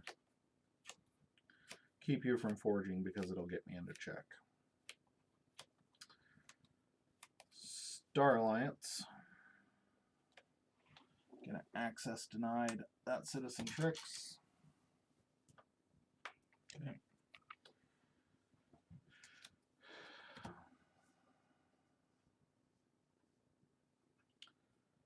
Dino Alien here.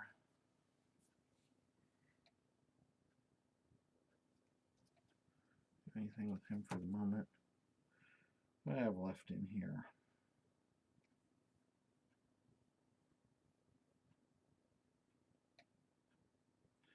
I could draw that. It seems good. So I'm going to play a Mutagenesis Researcher, capture 1 onto the Nexus, draw a card.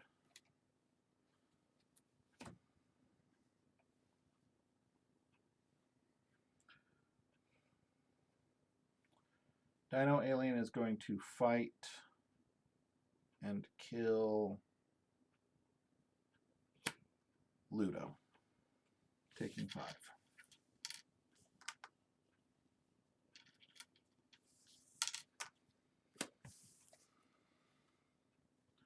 Jorg is going to action to steal 1.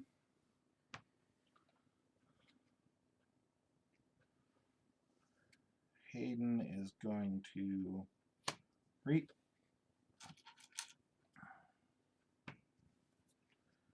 I'm going to transport a platform.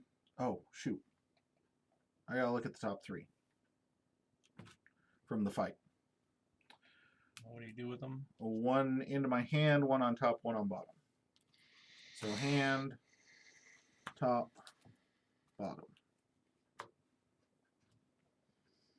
Transport platform, the alien back.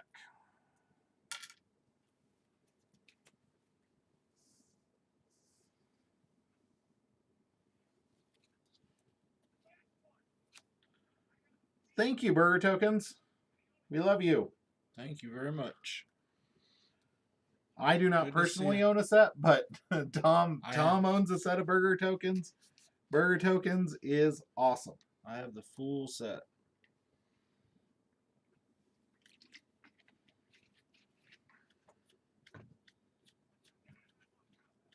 Thank you. And thank you for the follow. Much appreciated. Okay, now I will play the Dino Alien to draw. I'm going to exalt the Dino Alien this time to kill that Citizen Trix.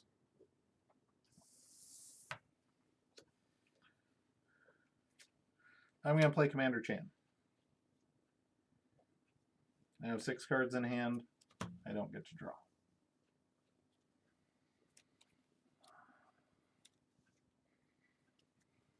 Checking with 9.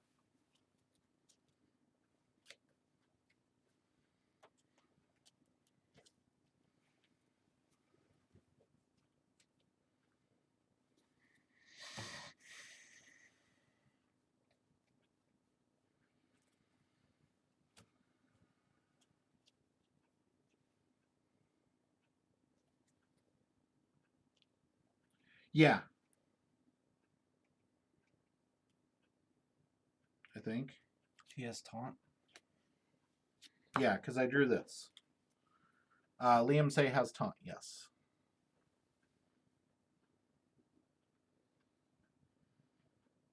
Yeah, because I put this card back on top after his fight, and then I returned him. I should have done it in a different order, but I messed up. Because I should have done the Mutagenesis Researcher after doing the Dino Alien in hopes that I could hit something deeper or line up to... Yeah.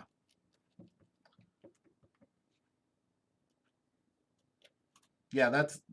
Again, people, play your decks, because that's a synergy I literally just figured out this game, because this is the first game with this deck that I've had Transporter Platform down. Like...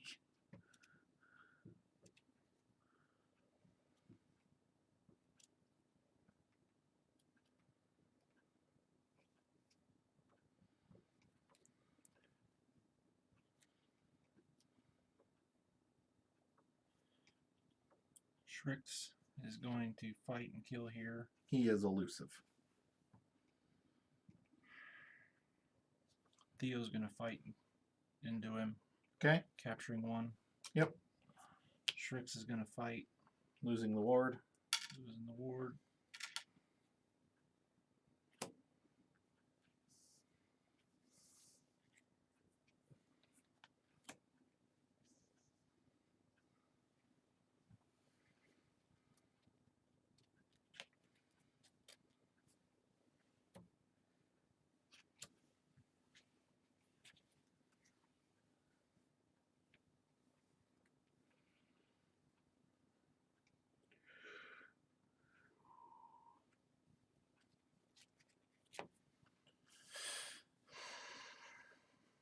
Theo is going to kill there, taking 3. Yep.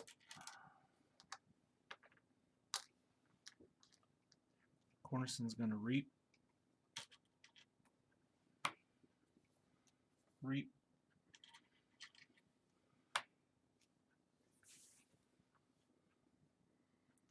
Library Polosaurus. And Faust.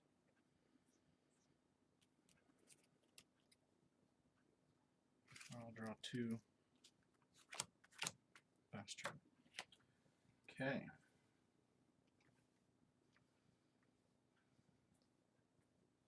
Do not get to forge because Faust is making my keys cost $1 billion.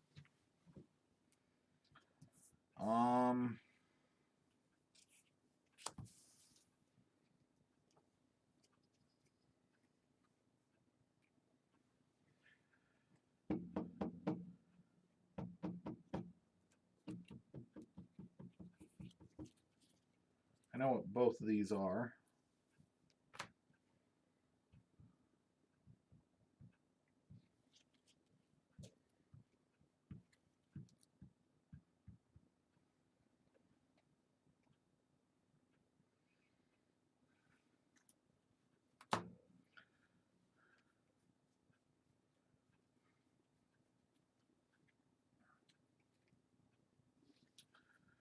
Oh boy. Proof that Dark Amber Vault makes games that shouldn't be close. Okay. I am going to call Untamed.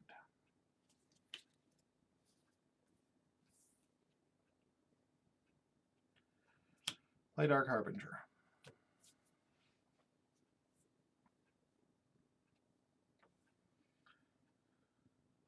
Play It's Coming. Dark Harbinger readies.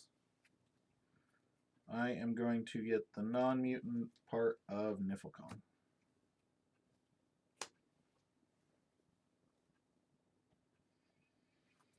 Dark Harbinger, who is 6 power, is going to kill Faust the Great. And take 4. Oh shoot, I should have drawn a card. For playing Faust. Yep. Or playing Dark Harbinger. Are all mutants or just yours? Just mine. Okay. Going to play Umbra Beast. Draw. Going to play Resurgence. So return a creature from my discard pile to your hand. If that creature is a mutant. This half of Niflcon is a mutant. And I am going to get back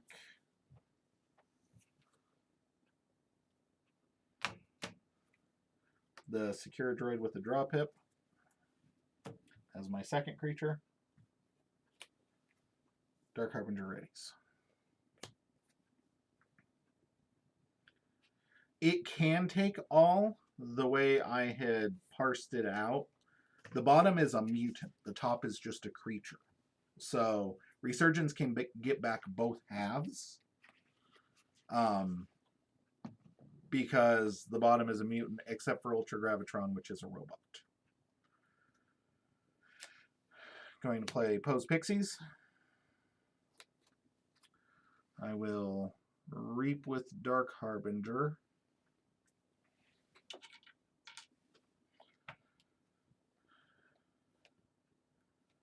I am going to play Niflcon. Apologize for the board. It's getting a little wide.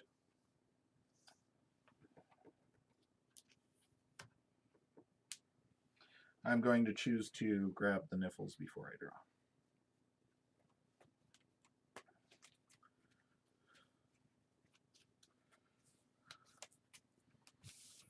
Yeah, exactly. You have to Resurgence or Grim Reminder to get back the whole creature.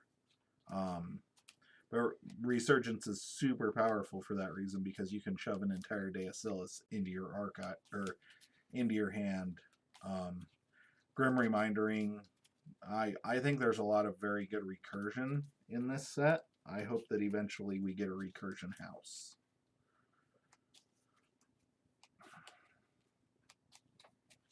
That would be fun.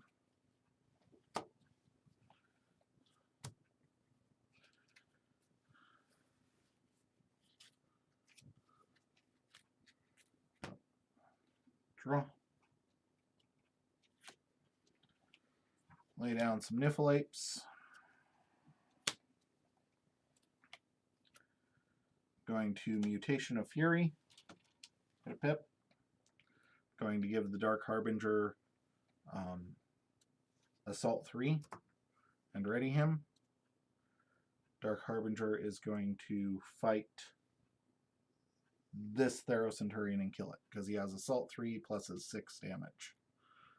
So he'll die. He'll die, and Drekker will die because Drekker took 7 damage.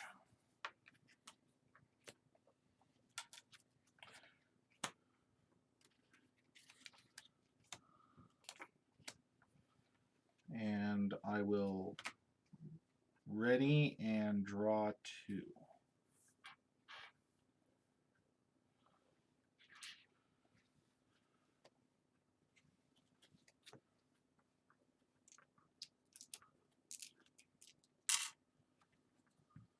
Checking with 12.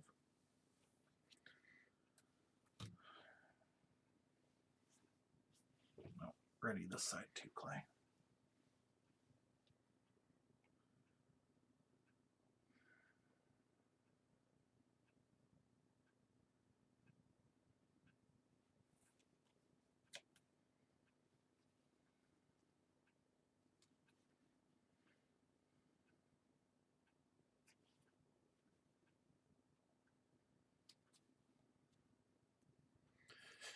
Shadows.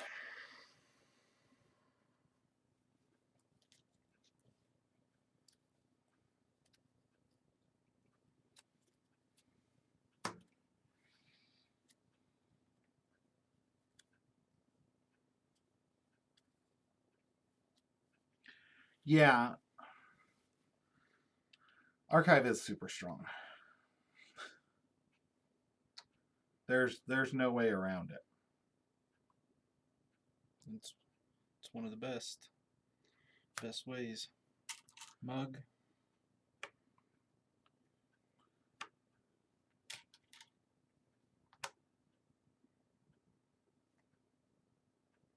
Mug.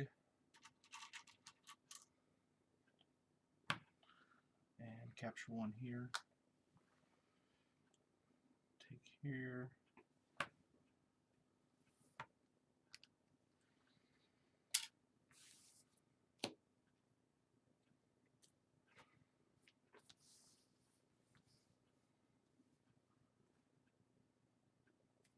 Reckless Rizro, do the damage to pose. Oh. The capture would have come from the common supply on the second mug because of Pose Pixies. So I would have that. From this capture icon. The capture and steal comes from the common supply. Amber that would be stolen or captured from your pool is taken from the common supply instead. I didn't capture any yet. Yeah, you did. You captured it from that onto the him. Okay. So it would have come from the common supply being my pool. Now he's dead. Okay. Seeker Needle. Reap. Reap.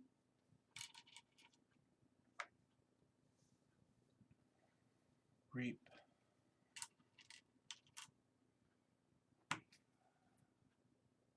He's elusive. I will trade here. Okay.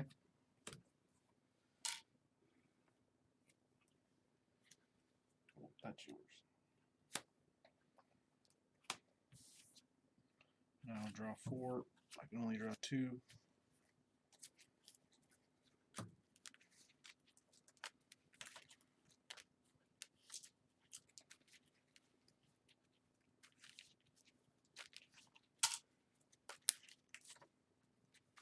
Well, I forged a key this game.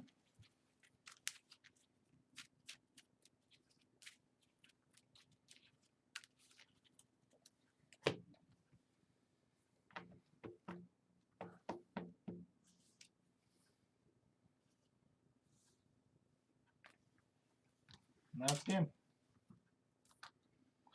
I can deal with 2. Can't deal with 3.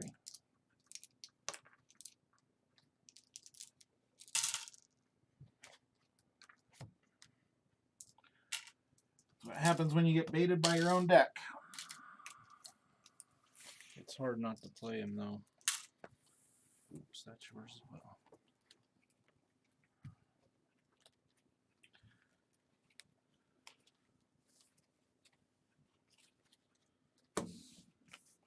Yeah, Desania is real good.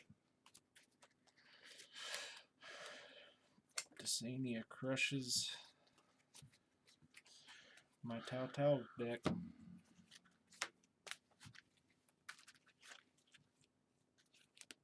Oh, I guess there was an out, but I wouldn't have drawn it. And I couldn't have kept you off the following turn anyway. If I'd drawn the Opportunist from playing the Rad Penny. To capture. Yep.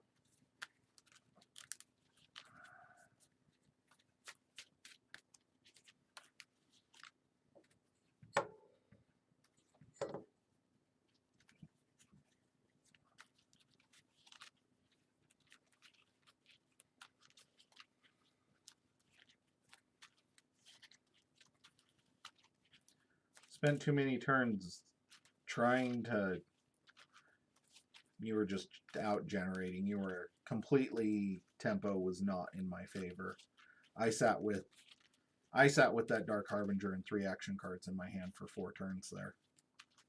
I wasn't stuck in a 2/2/2. I was just having to play like I had a 2/2/2 because it was the only thing that was keeping you from completely blowing the game out of proportion because I had no Untamed on the board to fight. So if I'd had one Untamed creature down that I could have fought into your stuff that turn, that would have been different. But there were 2 Opportunists in the deck. I had one on board. He'd killed one a lot earlier. Because you played him same turn. Yeah, I played them both the same turn. But that was the thing. Like,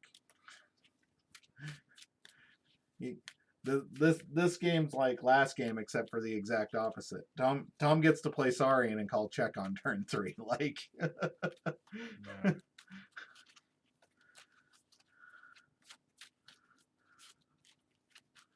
I'm gonna go first. Okay.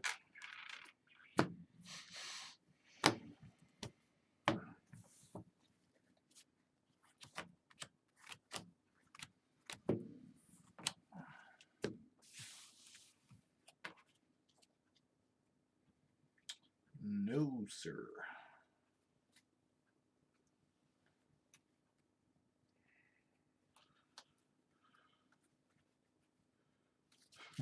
Neither. It was 3/2/2, and one of them was part of a Niflkong, but not the way to find the other part of the Niflkong. I had 4/1/1, but not what you want at the beginning. A game in our league, the match I had yesterday, the deck has 17 creatures, so it's not like I shouldn't be seeing creatures. Turn 5 rolls around. I've only seen 3 creatures, and I started the game with 2 of them in my hand. Jeez.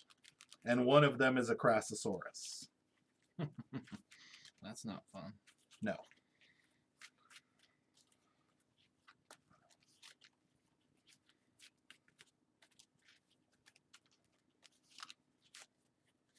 He's as good as having a hunting witch with no other creatures. Mm-hmm.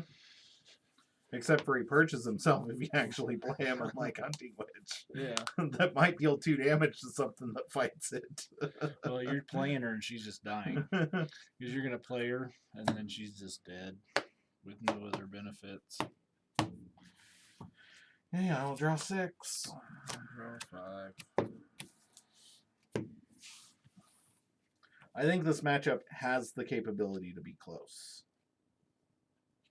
I don't think that game was close at all. I'm going to play Hayden Oswin. Ready? Draw 1. Pass turn.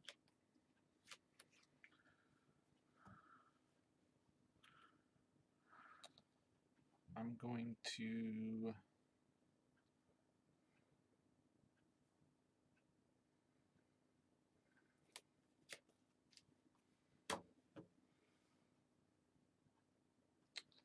play Shadows.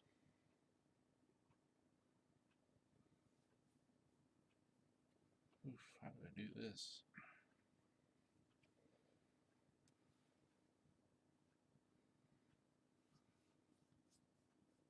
Good Lord.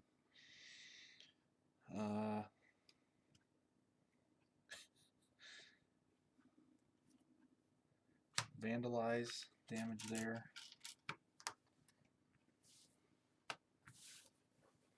Before you make me discard it this time.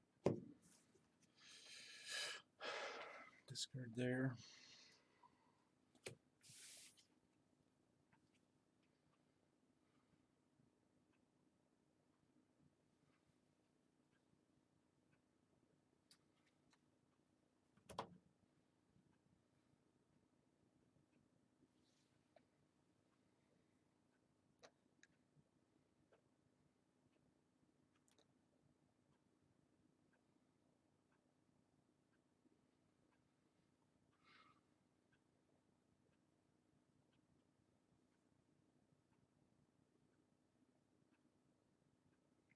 Play red penny.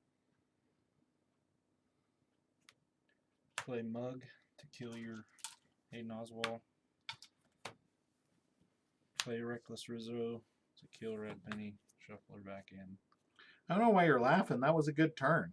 Well, but because I had to kill someone.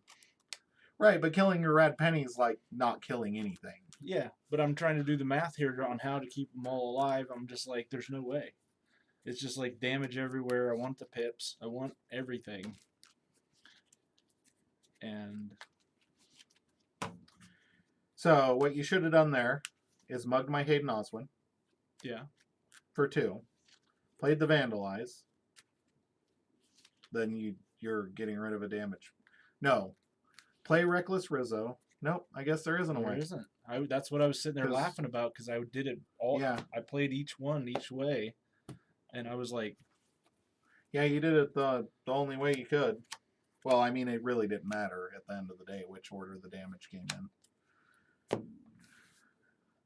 And I feel real bad for you playing 4 cards on a 5-card hand. I don't feel bad. I just was like, I'm doing the math, and I'm just like, okay. And completely hosing me by getting rid of my Dark Harbinger. Star Alliance, secure droid, draw. Sure. Access denied. Secure droid, go. Draw 2. That says I can't reap, correct? Yep.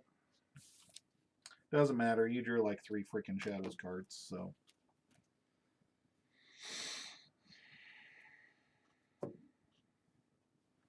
Action to steal 2.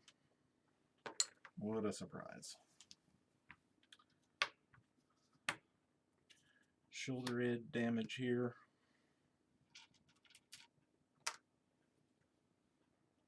Mug the same one. Draw 2. My bad. You only drew 2 Shadows cards.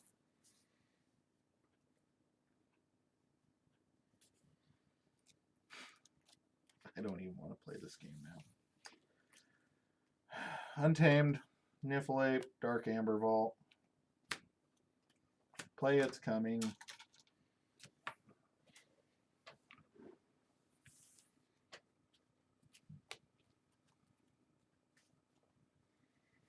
I'm just discarding it.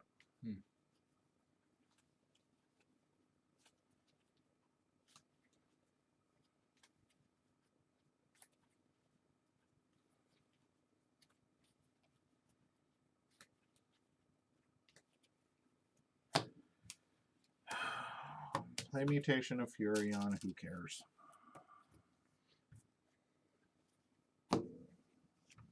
Draw 4. Pass turn.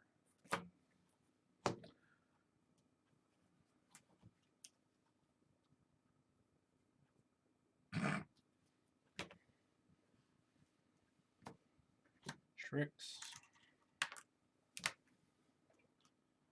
Ludo. Theo. Draw 3.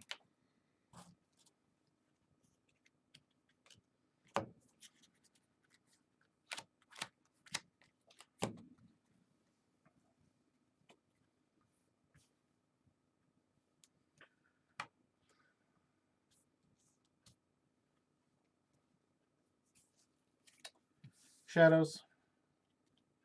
Subtle Auto. Draw. Discard. Mm-hmm.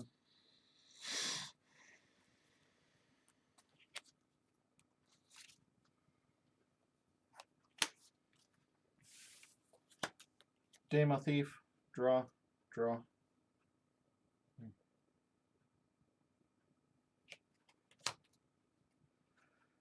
Red Penny. Damage the Reckless Rizzo to kill it. Steal 1. Draw. Mace's Asp.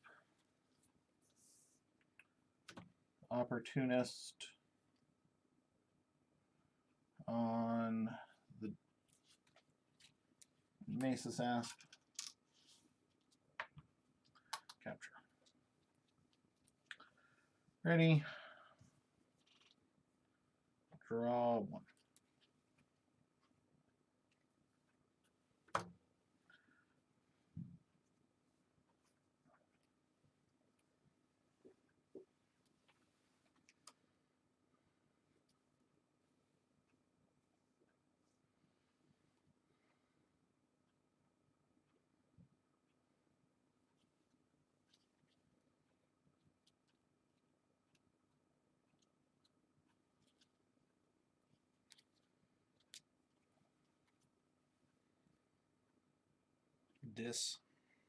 Snoret, Maleficorn, Imposter, Inspector, or whatever, and Drecker.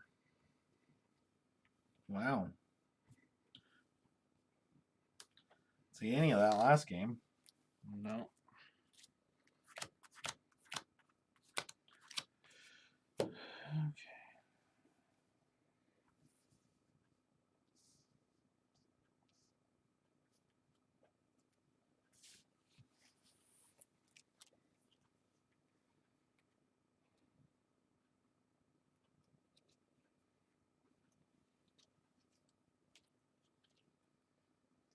Untamed. Play Resurgence. Get back Dark Harbinger and the bottom of Niflcom. You got it. I did. I drew it the turn after I discarded it. That was fun. That won't put anybody on tilt. Play Dark Harbinger. Draw. Play Umbra Beast. Draw. I did this wrong because I should have played the Niflcong first, because if I'd drawn a Niflwape there, that would have been bad. Play. Search for my remaining Niflwape.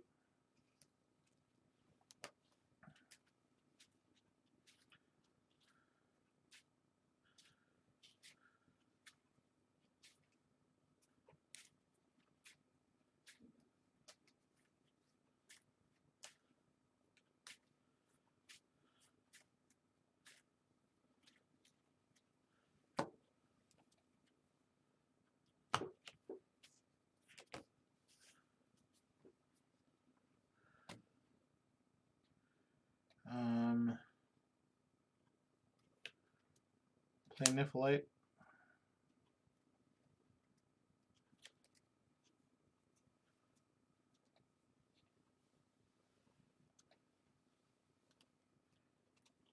Oh, that works.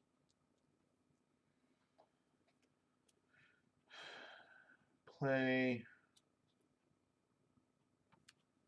Rapid Evolution. Dark Harbinger readies. This Niflwape gets 2.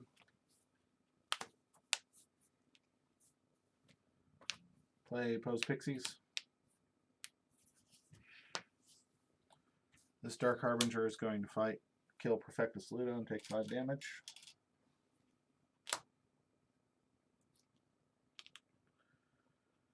Niflwape is going to fight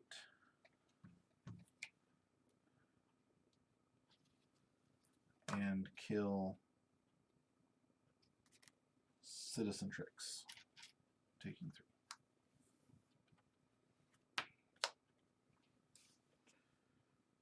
3. I will ready and draw 3.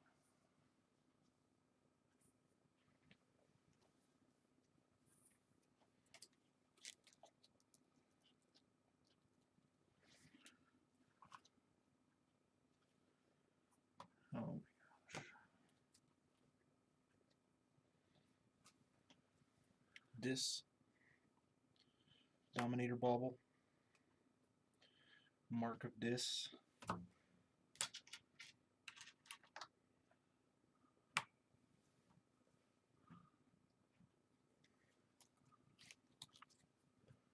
Reap.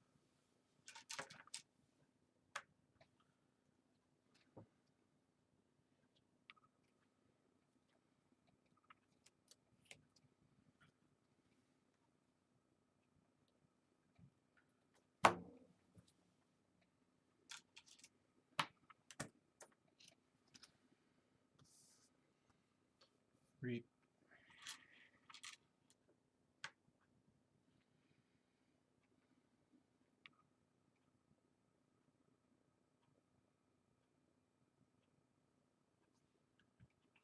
Maleficorn is going to kill Subtle Auto, taking 1. Taking 3. Dark Amber Vault. Is Red Penny also a... Yep. Inspector's going to run into Red Penny. Okay. Dying.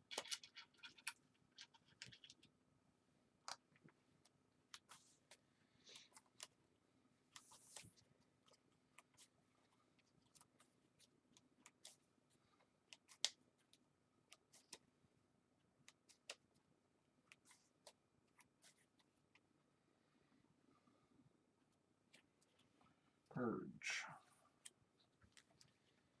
And I will draw 2. Okay. End of turn. Snarek captures 1.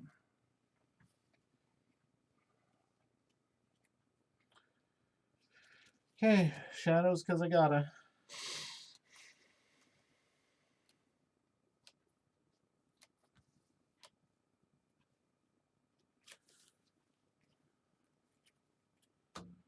Masus Asp is going to fight and kill the Shoulder Id.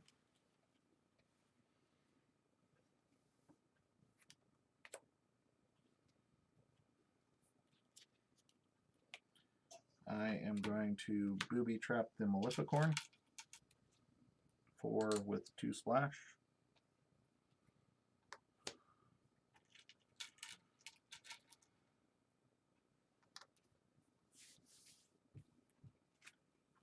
No, only damage dealt during fights, so Drekker has 2-1. Subtle Auto, draw.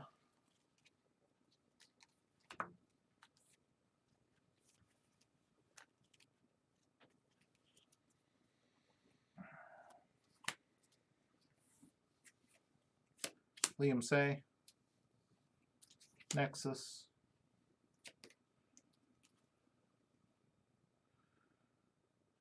Red Penny is going to fight the Snarette, kill it, and kill Drekker, and get shuffled in.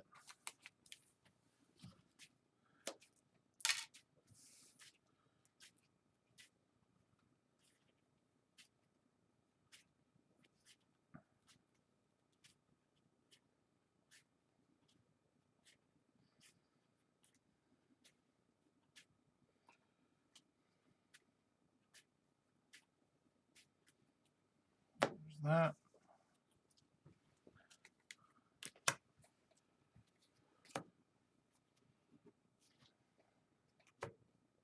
And Demo Thief is just going to reap.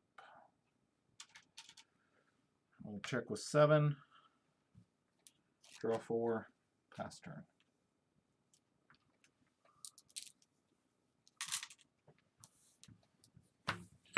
Shadows. Nexus to kill Pose Pixies. Okay.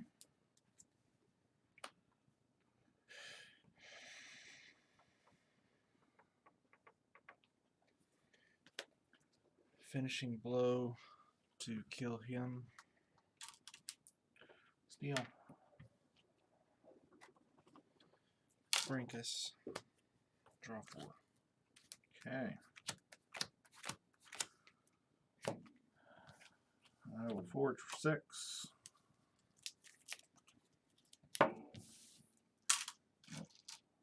Get my damage everywhere. Okay. Start of my turn. Liam Say is going to deal 1 damage to the Nexus.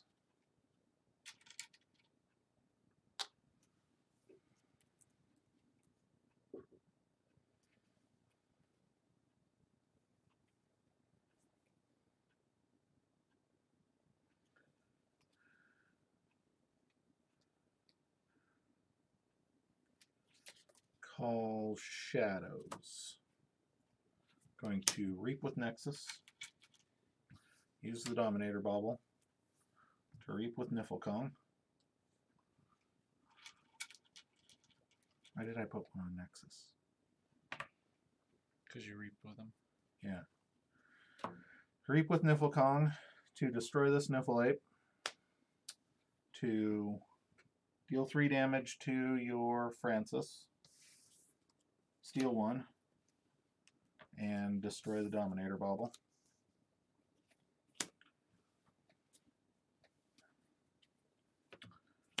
Reap. Reap. Reap. Mesa Sasp is going to fight and kill the Theros Centurion.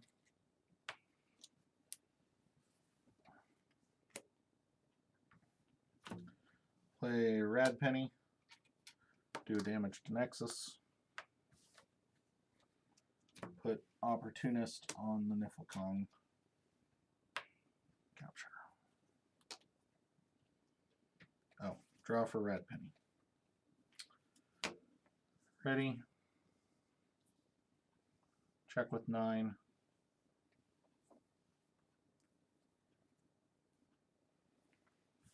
Draw 1.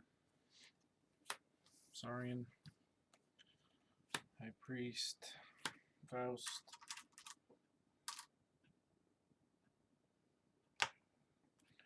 Defense Initiative.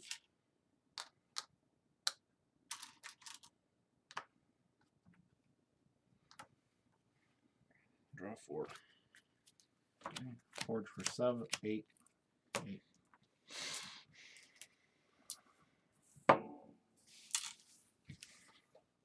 Jeez. Shadows. Oh, at the beginning of the turn, pop the ward off of Faust. Shadows.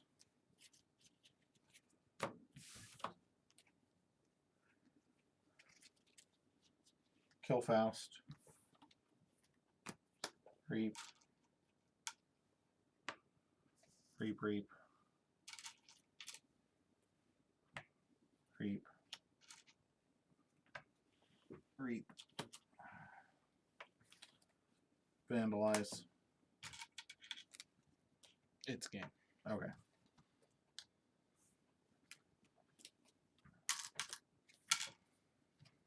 Freaking Gateway in there somewhere. Oh, I forgot you discarded that last game.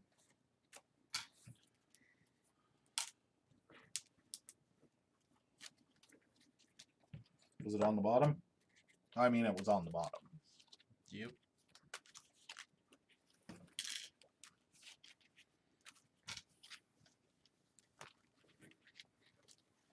Hmm.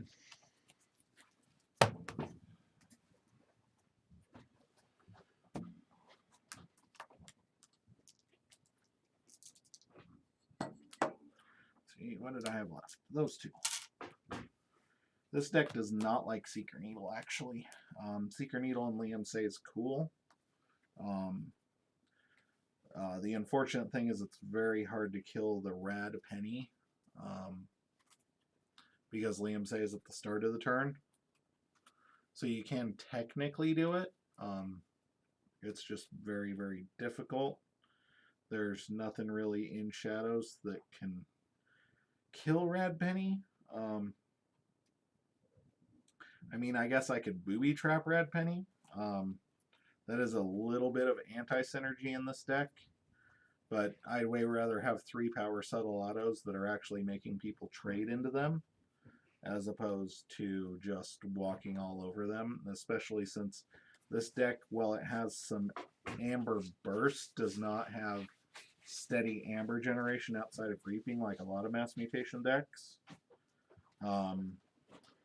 I after playing both of these matchups, I personally think that the deck Tom's playing is favored in this matchup. I think that he got a bad draw. I got a good draw. And his answer was outraced. I think most games, when that gateway's in the top 20 cards of the deck instead of the bottom 6, that game turns completely on its head the second Tom plays a gateway. Well, I can't fight anything. I'm trying to race for Amber. Right. Because you're playing 20 cards a turn. Right. Because you get to draw 12 cards each turn. Right. And I think that the timing of the gateway is critical in this match. Well, yeah. If you can time it after I've played the majority of the mutants, after I've had that big untamed turn where I've drawn, or that big shadows turn where I've drawn 5 cards, yeah, and you gateway, and I haven't generated any amber, I'll go first. I think this is one of those matchups that the decks kind of have a similar play style. I feel like Tom has more amber answers and more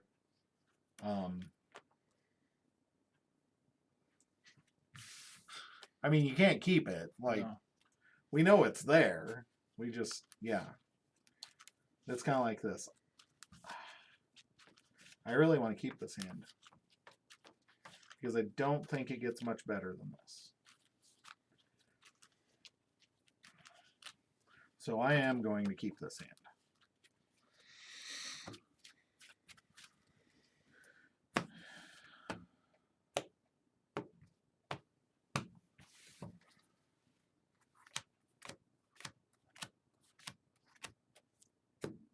And I think, like, one of those things about Keyforge that I hate hand discard. I've actually made it public that I think house locking is a more oppressive game mechanic. And logically, I hate playing against house locking more. But I personally get more tilted by hand discard than anything else in the game. You can steal all my amber, you can do anything else. But personally, when somebody discards a card from my hand, I don't care if I don't care about that card. That card could be an infomorph in a deck that I have an auto encoder on the table and I get to archive the top card of my deck. It still tilts me a little bit because I wanted to decide what I was going to do with that card. And I understand that house locking is bigger. I just, yeah. Stirring Grave. Untamed. Dark Harbinger. Play Mutation of Fury. Ready, Dark Harbinger. Reap. Rapid Evolution.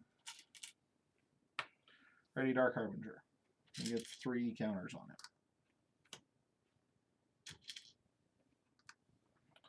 Reap.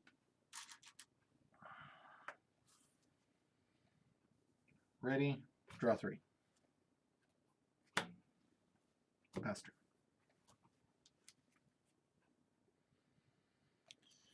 Nexus. Mug.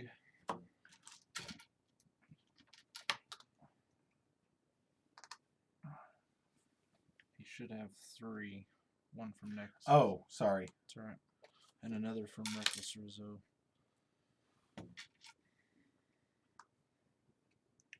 Now draw 4. Cool. Cool, cool, cool. Cool, cool. Cool, cool, cool. Cool.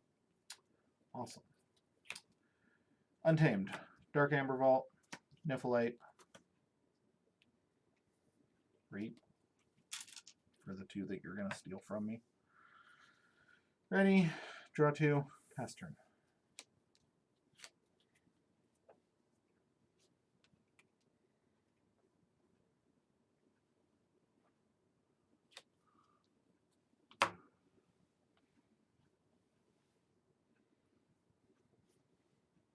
Saurian.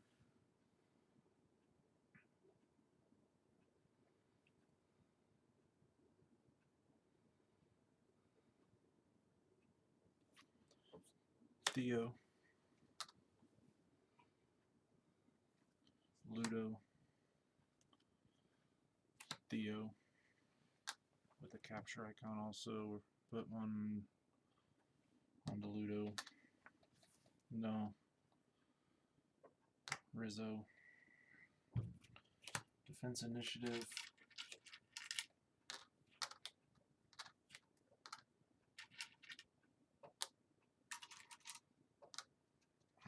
Draw 4.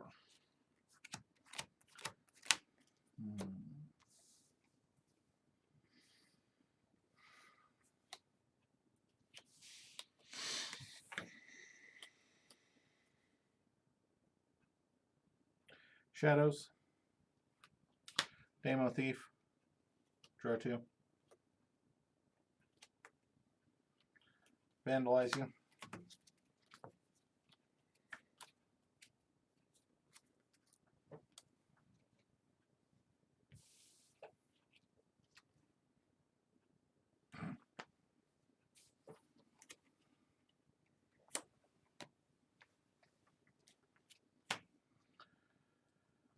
I'm going to booby trap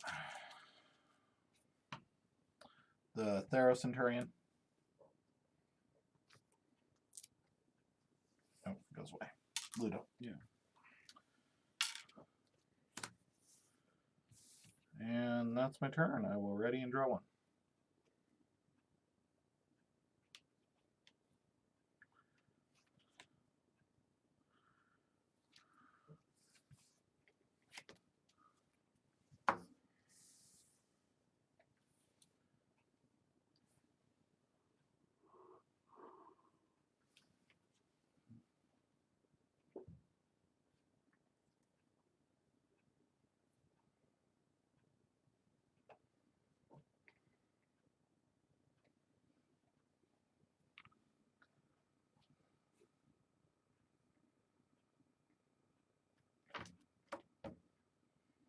Sorry. No, you're good. Sometimes turns take thought.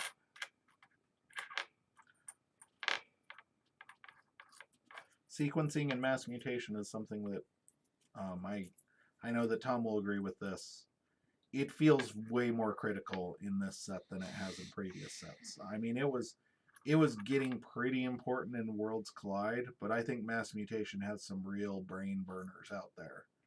Where because you have a lot of interactions going on, there's a lot of static interactions happening, that if you don't do things in the correct specific order, it will lose you a game.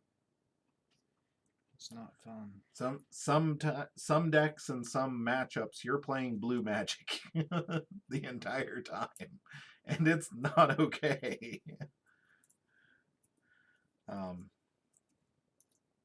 One of my favorite things about Keyforge is when people talk about how because you can't build your deck in this, it takes no brain power. Well, A, you're finding your deck list off the internet. Somebody somewhere has made it. You may not have been able to Google search it at the top of your list, but somebody's probably made it before the set of cards came out because you know the set lists. Yeah. And B, to really, really understand a Keyforge deck, you've got to play them 10 times, I'd say some of them. Some of them you know instantly. But some of them, you can keep playing. It's kind of like this deck with that Transporter Platform and Dino Alien. I mean, yeah, I can look at those two cards next to each other and go, hey, that's a cool interaction. But finding a deck... It's okay. Lights 6, out. 7. Damage there. Okay. He's a 9 power because of Dark Amber Vault. Okay, returning those two. Secret Needle. Shouldered damage there. Draw 4. You are not going to reap. I am going to reap. I mean, you could fight, but... No. Okay. Star Alliance. Crewman Yorg. We'll capture 1. Onto the Dark Harbinger.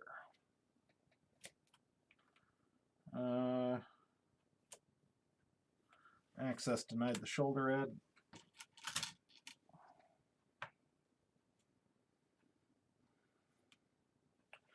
Access denied the Ludo.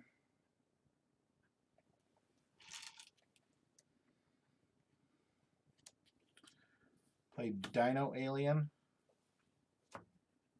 I will draw. And then I am going to exalt the Dino Alien to... Do I care about that, Amber? I'm going to deal 3 damage to Perfectus Ludo.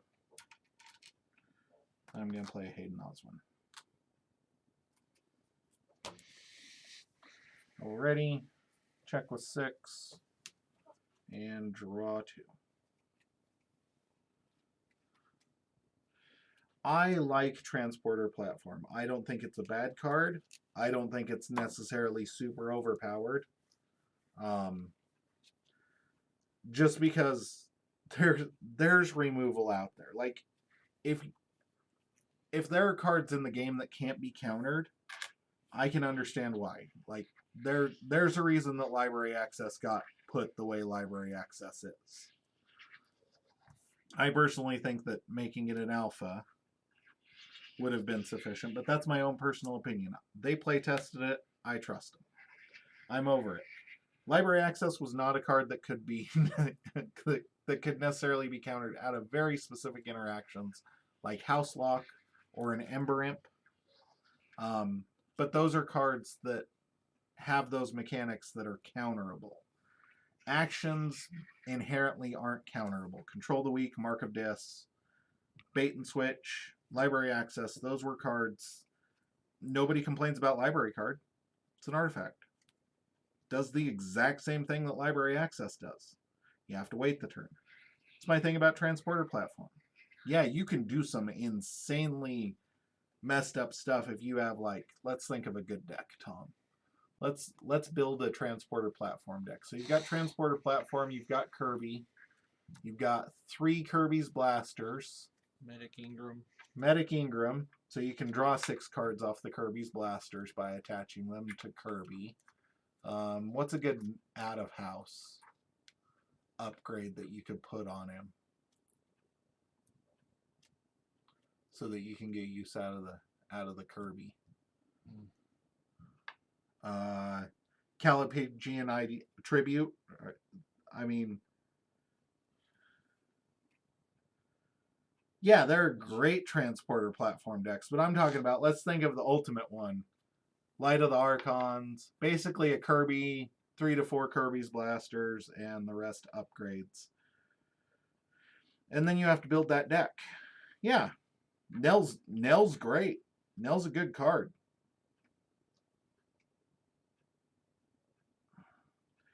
I think Kirby's Blaster would almost be the ultimate one, but that's just me.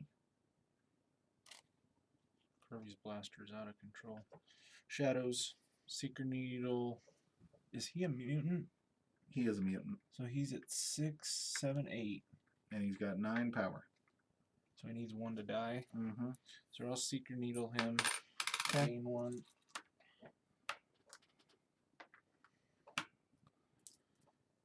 Then I'll Vandalize.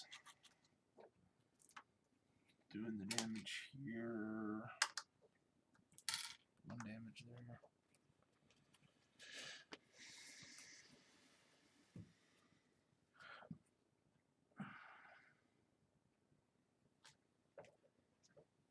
Get rid of that. I haven't seen a Legacy Blaster, but it might happen.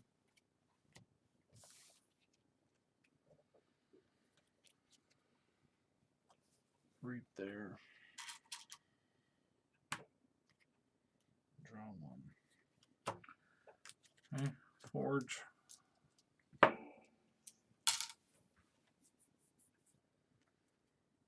Call Shadows. Play Demo Thief to draw 2.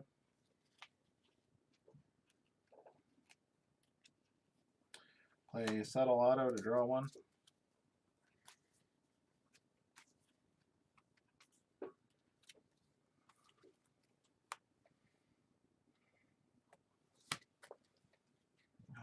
okay with that. Play Nexus. Play Liam Say.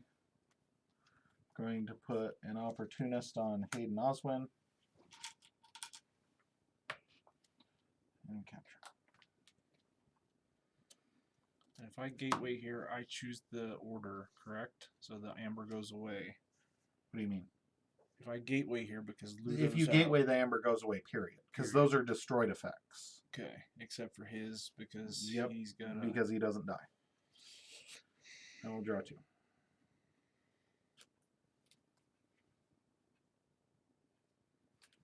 Okay, this... Are you got sick of holding that gateway in your hand that I saw with the vandalize? Yeah. I got it 2 turns ago. Inspector. Gateway. Or are you not going to forge? Yeah, I'll forge. I haven't seen a late. I steal one. Demon Thief. You get those.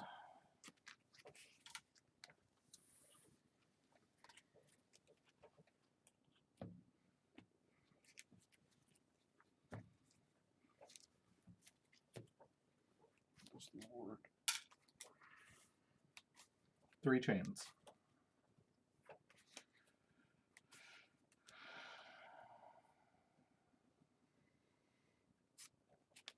Purged. Snurret. Dominator Bauble. I'll draw 4. Shed a chain. Untamed. Umber Beast to draw. Niflate. Pose Pixies. Discard Niflcon. Go ahead. Draw 4.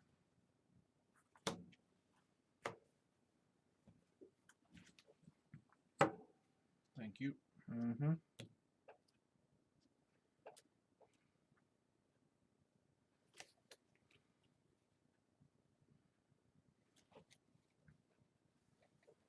He's elusive in skirmish. He's a Knuckles Bolton.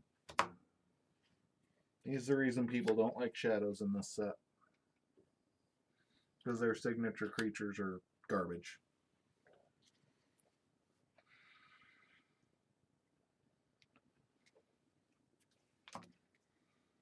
This. Because if every deck you ever played had Brobnar, elusive skirmish might occasionally be worthwhile.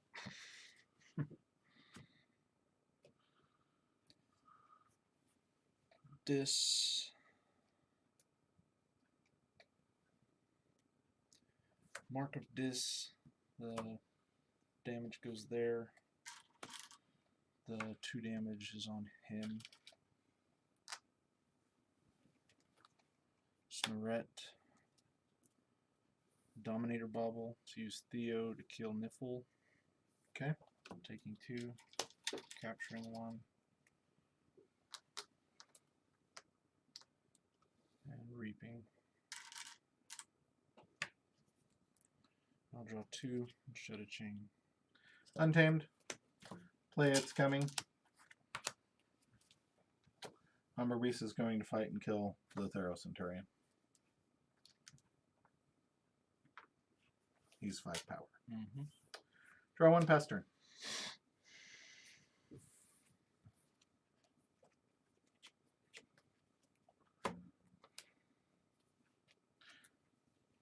Saurian.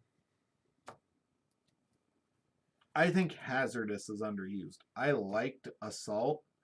I think that the bad feedback because he had freaking Briar Grubbling out there. But Rathias the Fierce was my favorite AoA card.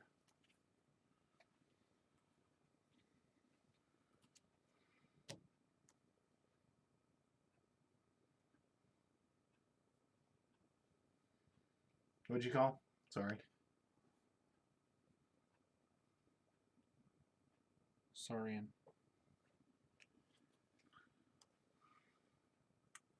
Dark Centurion. Monument to Faust.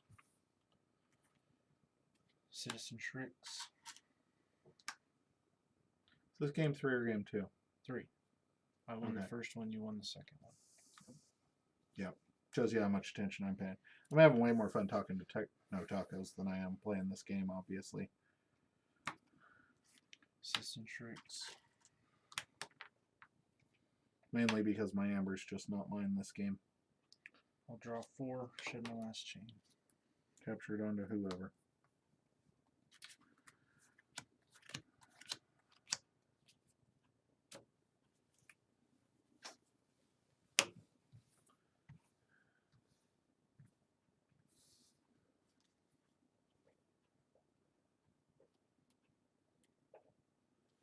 Okay.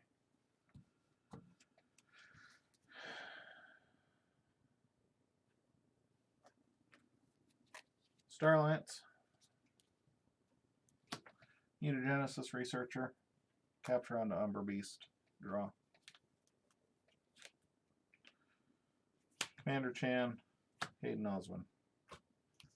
Go ahead. Draw 2.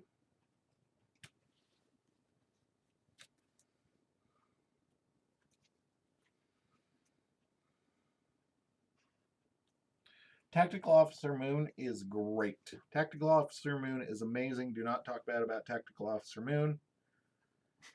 There's a combo card with Tactical Officer Moon called Captain Val Jericho. I don't know if you've heard of this card, but it, in my opinion, is one of the most powerful creatures in Keyforge. And Tactical Officer Moon will turn Captain Val Jericho on every time. Who is that? Tactical Officer Moon is the one that allows you to rearrange yours or your opponent's battle line. Yeah. It's also very important to be able to arrange your opponent's battle line when they're playing a creature-heavy deck, especially if they've got like Sanctum or Saurian in there, because you can put all of their problems on one side. Unprotect their creatures, if you will. Which is awesome. I think it's a perfectly average balanced card, basically. Dis. So that card is special. And it has Assault too. Dis. Which is what you were talking about. Histercog. Again, I've basically checked out of this game. Tom's playing solo at the moment. Drekker. Grim Reminder for Saurian. What a surprise.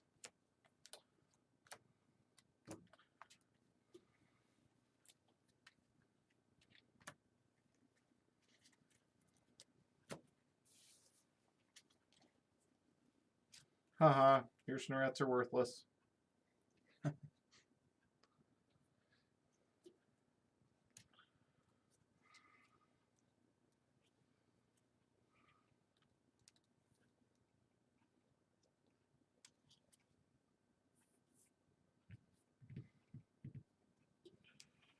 Reap.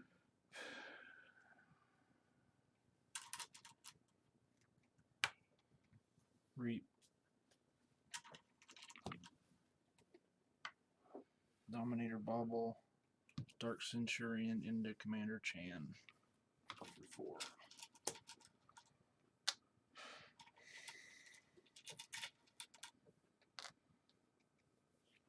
Draw 4.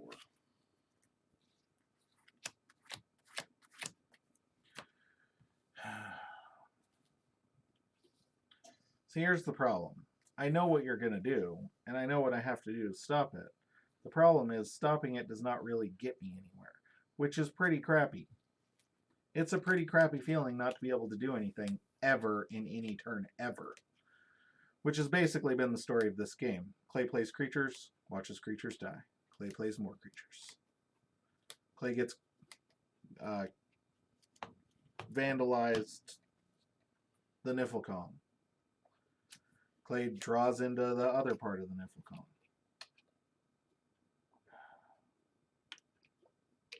I feel like I'm playing on the Crucible at the moment. Just check out. Untamed. Umber Beast is going to kill that Citizen Tricks. Why? Because you're just going to pick up 18 frickin' dinosaurs and I'm going to do it all over again. Play Niflate. Resurgence. Not that one first, but Yeah. getting that part first so that I can get that part. Yep. Play Niflkong to get back that Niflate.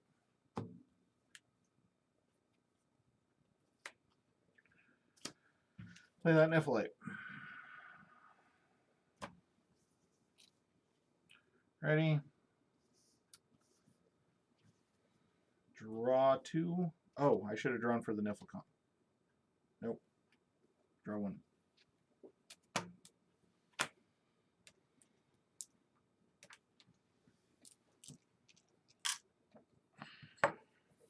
No, this deck's fun and it does fun things, but I would be lying if I said this was a competitive deck.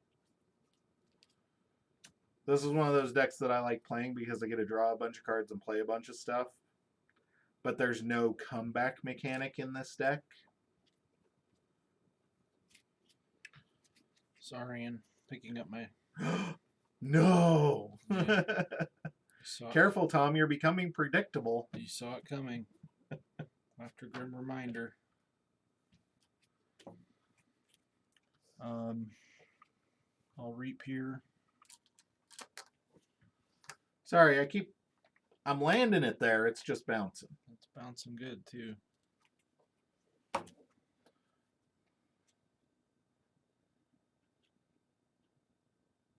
You really should just reap. What am I going to do too much to protect you? Yeah, but you're a full key and 2 I know. amber. I'm only getting to 3 though this turn. Well, so. right, but I'm just saying, like, that puts you more ahead next turn. What am I going to do? Generate 2 amber for you to capture under your Snurats? Like, I'm just going to action this turn to move this. So that he's warded? Yeah, that's the main thing, is the ward. Then I'll play Faust to exalt Hystricog, Theo, Ludo, Theo. Oh, look at that. You can't High capture Priest. any of my amber. I cannot. Suck it, Tom. Library. And I'll draw 2. I have exactly 2. I will ready and pass turn.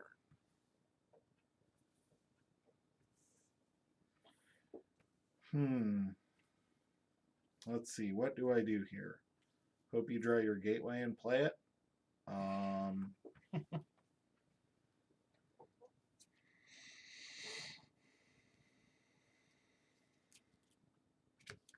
I generate 4 amber, which you're literally just going to reap and capture on the following turn. My keys currently cost 10. I'm not going to touch that for the rest of the game. Okay. This Niflate. What does this Niflate do? Niflate's only 3 power. Umber Beast is going to kill Faust the Great, which kills Dricker.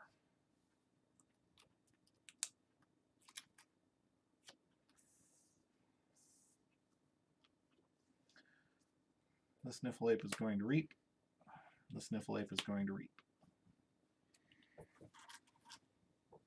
Oh, sorry, I forgot that stuff existed. Niflkong is going to fight Perfectus Ludo.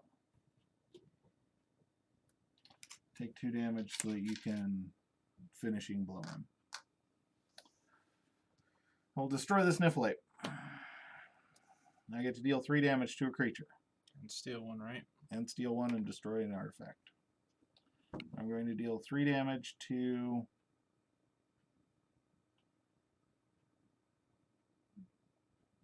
the Dark Centurion. I stole 1. Yep. And I'm going to destroy the Library of Polisaurus.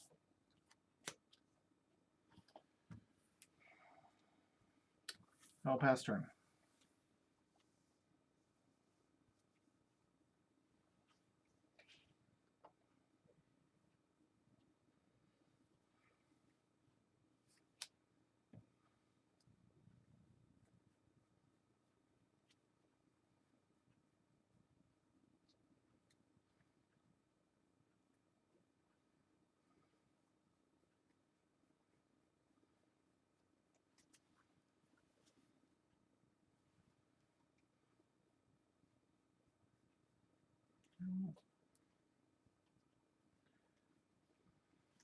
Shadows.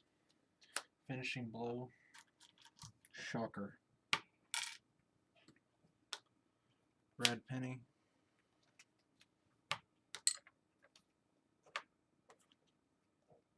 Frankus. KMG. Seeker Needle. Brad Penny.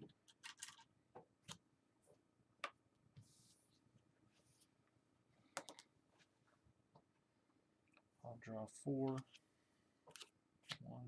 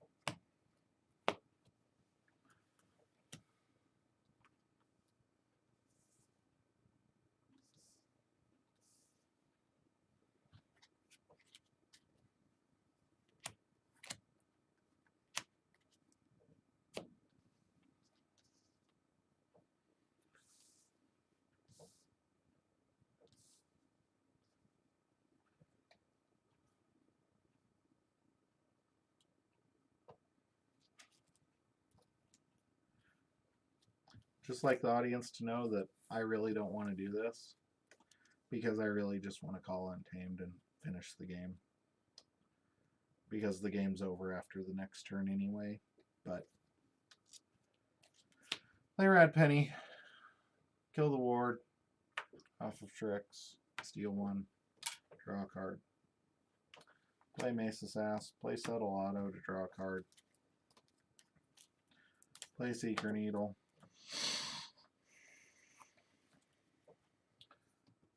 Put an Opportunist on Hayden Oswin to capture 1. Shuffle and draw 3.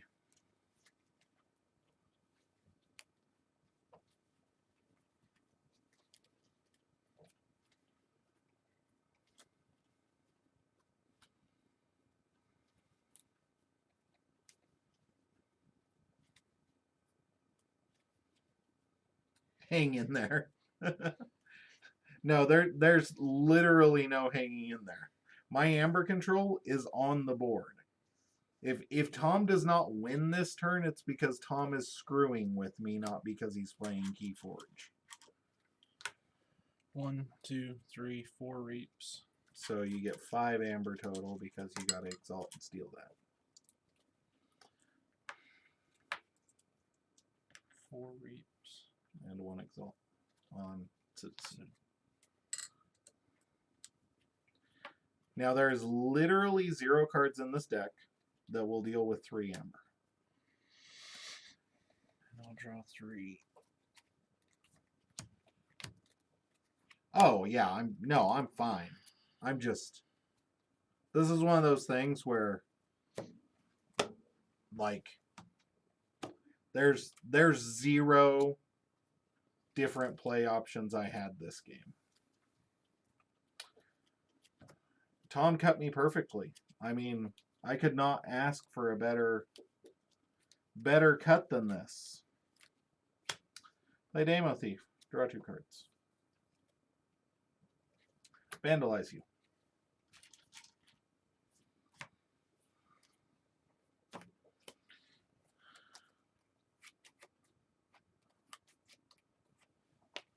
Discard.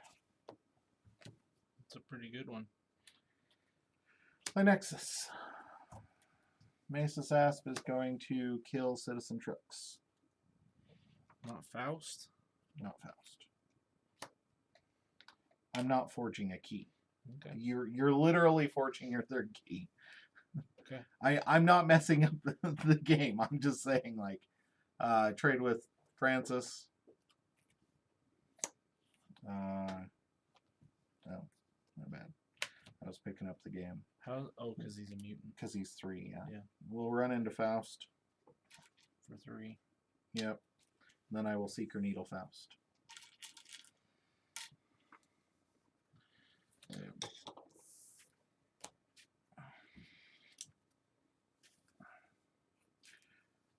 and this is our last best of 3 of the night. So I'm not. I don't care. This deck's fun because I get to draw lots of cards, and I like drawing lots of cards. It's why I do not own a Martian Generosity deck. Never had one. I had one. I pulled 1 Martian Generosity in the entirety of AOA, and I've opened like 7 AOA boxes. I pulled 1 Martian Generosity, and there were 0 pips in Mars. It had 2 Mother Guns.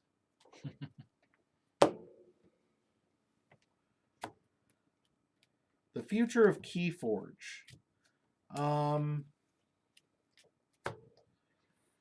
So here's the thing about card games, about our nerdiness, as it were. Why is Magic and Pokemon popular at your store? Because Magic and Pokemon have been around. When Pokemon started, I remember people were like, this is dumb. We have the Game Boy games. Why do we need a card game? Because the Game Boy games and the cartoon came before the card game. It had been around for a while. Wasn't it 98 when the card game started? 99. 99 when the card game started. So, yeah, you win. Tom wins. Now I get to wax poetic about nerdiness and our culture.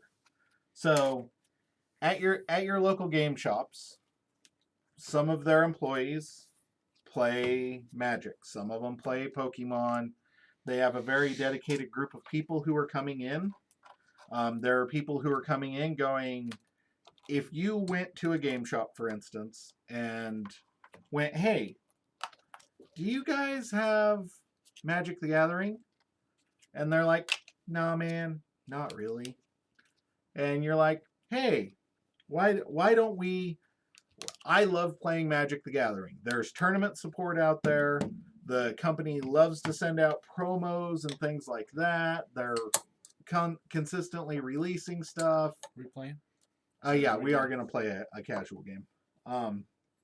They're consistently releasing stuff. Hey, you've got prize support, all of these things. And they go, nah, we aren't really into it. Your average Magic player is going to do one of 2 things. They're going to go to the game shop down the street because it's something that they love. Or they're going to go, why don't I go find people... Ooh. The old set. The altered Saurian, the bad art Saurian. They're going to go, let me help you sponsor this game. Now, if that game shop at that point in time says, we aren't into that. We aren't interested in having Magic at our store. It deters it. That deters it. But that dedicated community is what's holding Keyforge together at the moment. I'm seeing so many new people popping up on the Reddit and on the Facebook group at the moment. Going, hey, I just bought a couple of decks. How do I play? I have these rules questions because I'm playing with my significant other. Magic, for the longest time, made their money off of kitchen table players. They weren't making money off the competitive scene. They were making money off the people that were building their own homebrew decks, that were sitting at the kitchen table with a group of their friends. Because they'd gotten people into it. They'd gotten their kids into it. It was a multi-generational thing at that point in time. Magic's been around for a while. Pokemon is now in the phase where it's doing the same thing. Now, it seems like I'm not talking about Keyforge at the moment, but I'm getting to that. Pokemon at the moment. Tom plays Pokemon with his kids. Yep. His kids love Pokemon to the point that they're most likely going to play Pokemon with their kids one day. And Grandpa Tom will be pulling out his ancient grizzled Charizard that he has to wipe the dust off of and go, kids, this is my $1 million Charizard. Oh, there's no dust on it. It's shiny. Yeah. But a lot of the detractors of Keyforge talk about the secondary market. Keyforge is not a secondary market game. It's not a game where that's designed for a secondary market. So what it's designed for is feeding our passion. I love Keyforge. I'll be playing Keyforge as long as I can find somebody to play with. And there is stream evidence that even when I can't find somebody to play with, I will still play Keyforge.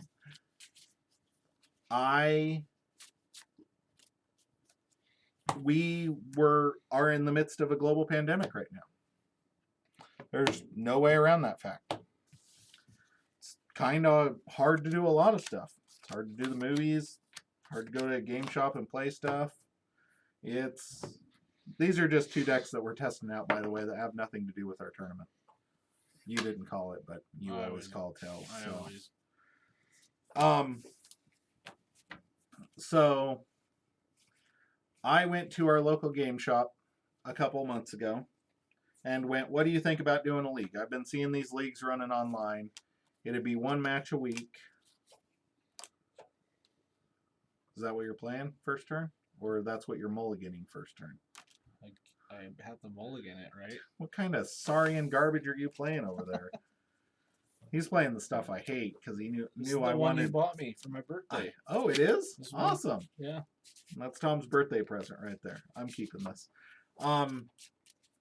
So I went, and we are fortunate here. The owner of the local game shop here, he started Keyforge. He loves Keyforge. He's always supported it, supported the community, helps push it. He's been a good champion for the game. I went and I wanted to do a league. I wanted to do a league because honestly, I don't have the time to sit in a store for 3 to 4 hours at the moment. I can find a game a week easy, plus the stream, because the stream takes a lot of time. Streaming takes a lot of time. Do you find something good? Yeah. So what I would say is COVID-19 has hurt everything. Yep. I think personally, I am hopeful that as soon as things lighten up, FFG comes out with a new marketing campaign. That FFG really starts to push Keyforge. That we start to see some more support. That they understand what an amazing game this is. Logos. Vision Bloom, draw. Group Think Tank, Universal Key Lock, and Pip. And I'm going to opposition research you so enemy creatures cannot read. Perfect. I'm already in draw 3. So I am seeing 3 to 4 tournaments every week on TCO. Everybody's playing everything. These tournaments are getting insane numbers. Yeah, we don't have an official online client. Exalt him twice. But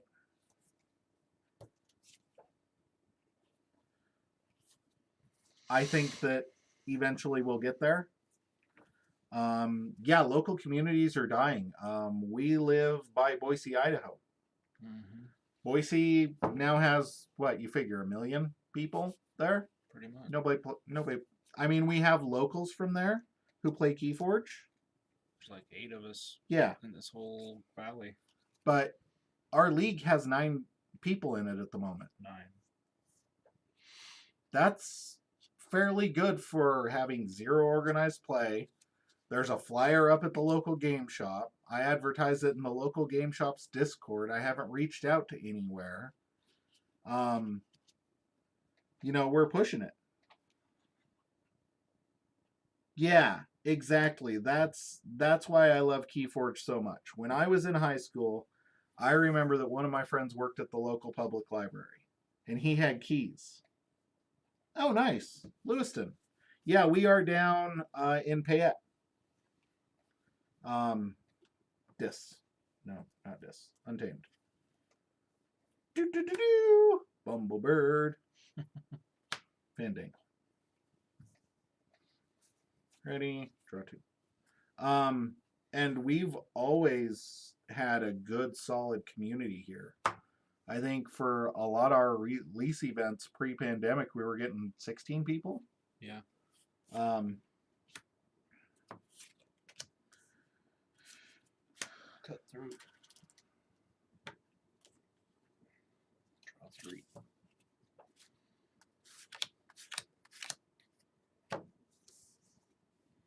I readied my archive. That's awesome. So I think that Keyforge has a good longevity. I think it will require some help from FFG, and it is getting that help from the community. The community, we have an amazing community for the game. We have people who, I mean, thinking about the council for KFPL, well, those guys, most of them have no clue who I am. I know who all of them are. And I can tell you that they're all really passionate about the game and they're working their hardest. Content creators like Tabletop Royale, those guys stream 3 nights a week. They stream Keyforge as basically a full-time job.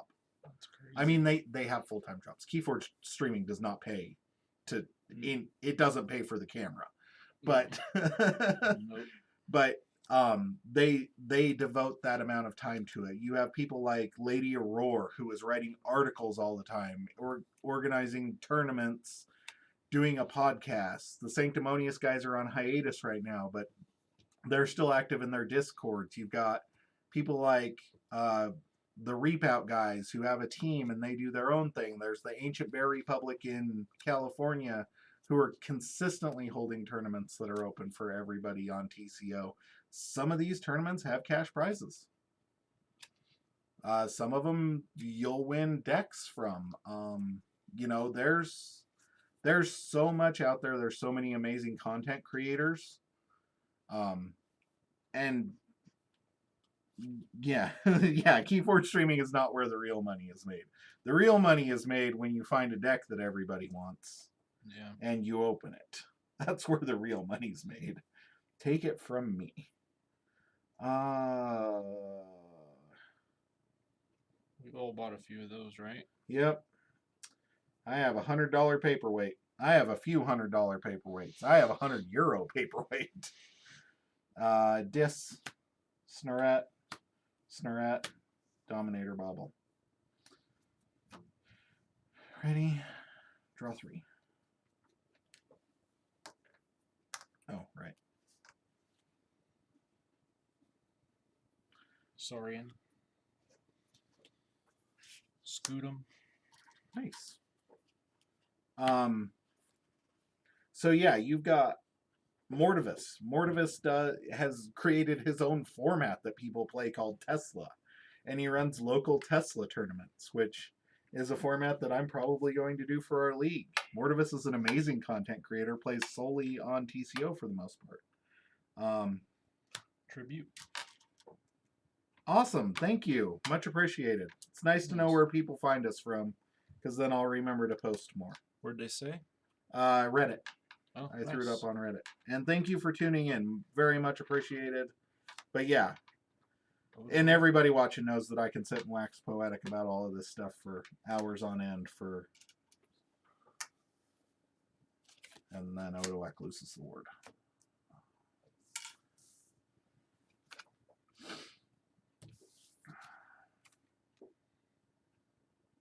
I will draw 3.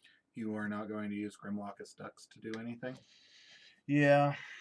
I'm gonna kill Snurret. Take none. Because of all of his armor. Mm-hmm.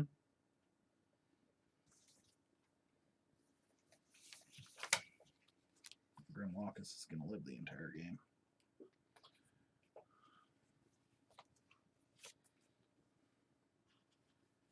But yeah, it's honestly, it's kind of about being the champion in your local area if you can, and hounding people. And I'll say this, if you're having trouble, people are like, hey, I don't want to invest in it, look into Project Reforge, Reforge. Sky Jedi is kind of spearheading it with a group of other people. I happen to be in their Discord, even though I don't contribute a whole lot. and they are putting together kits for new players with, like, I personally would do it with 4 decks and enough tokens for 2 players, and a little quick start guide with, like, this is how you play, these are the where you find the rules, this is the Crucible Online, kind of a primer for them, so that you can get more people in. Because honestly, if we can get, it's not licensed at all, but if we can get more people playing on the Crucible because they can play at their convenience at the moment, that's going to grow our community. Period. End of story. People like convenience. People like to play the game whenever they can. Then you learn that way, and then when the stores open back up, Yep, then they'll be down there buying decks. exactly. Or buying Dark Tidings, which is coming in March. Don't let me down, FFG. Don't let me down. I'm gonna call Dis. Play Anguish. Play Infernus. And we're gonna get rid of that stupid card. And we're gonna get rid of that stupid card.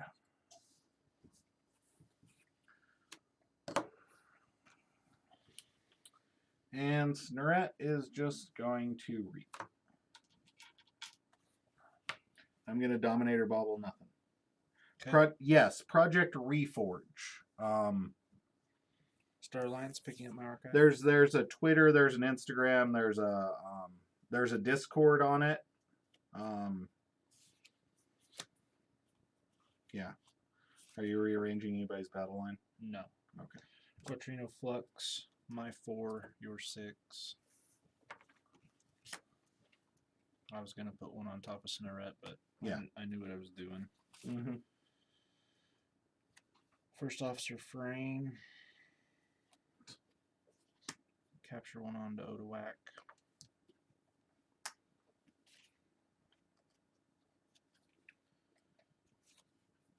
Kirker's Blaster. I'll draw 3, shed my last chain. Cool. I hate you, Tom. Niffleape, Dark Fairy, Ghost Hawk, discard Song of the Wild. Draw 4. Seriously? This deck is not doing things.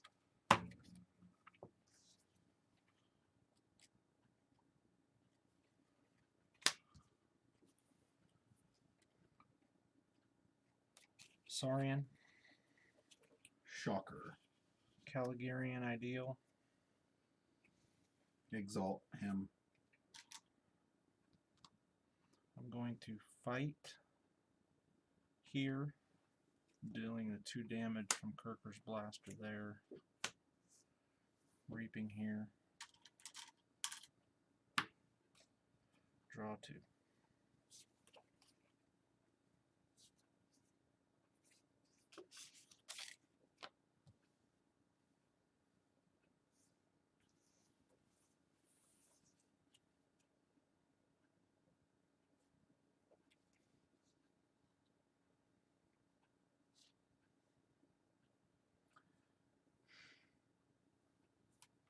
Untamed.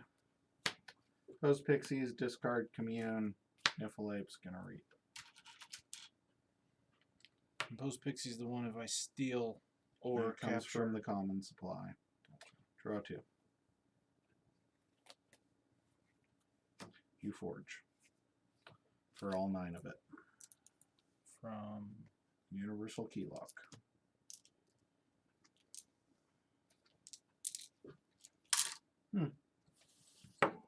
the thing doesn't like us tonight. Nope, it does not. We are playing really late.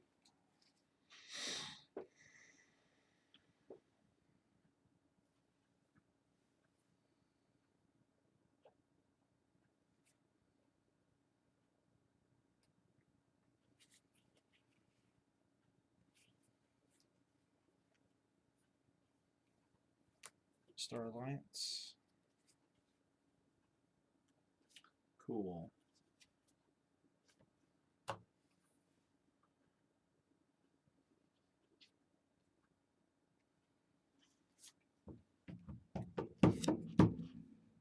Come Officer Kirby. I don't have one to play. Navigator Ali. It's irrelevant because I'm going to be drawing them all three. Informationer Gray. Officer Gray. Revealing Vellum.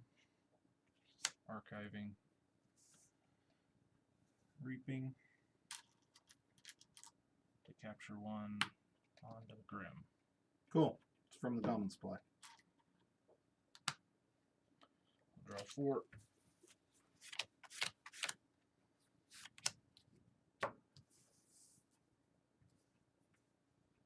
Yes. By Technofiend. Play Eaton's Jar, naming tribute. That means I can't play it, right? Yep. Dominator Bobble the Nephalate into the Kirby. Taunt. Doesn't matter. He's Oh. an Nephalate. He doesn't care about taunt or elusive. Ready? Draw 2.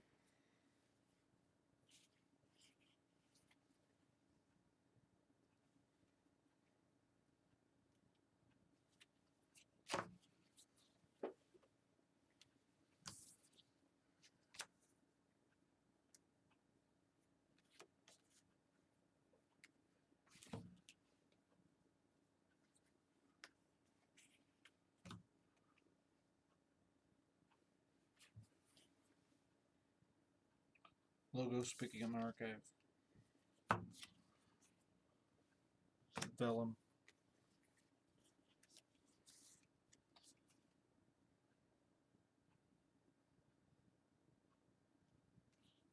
Group Think Tank. Hapsis.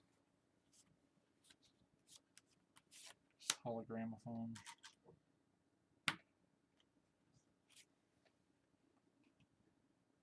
Thorium Plasmate. It's irrelevant. Cutthroat.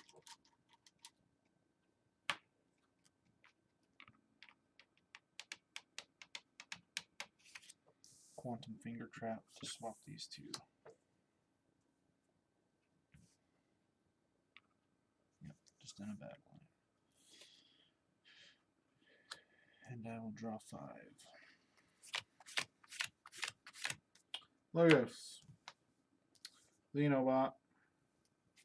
Effervescent Principle. Diametric Charge here to kill Vellum. What is it? 1 and 2. Mm-hmm.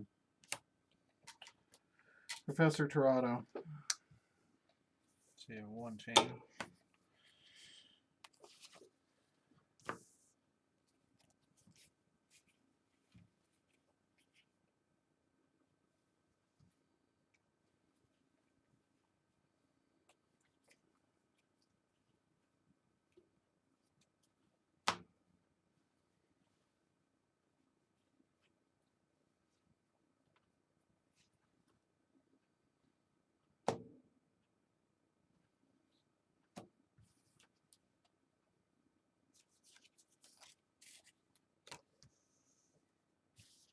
Saurian.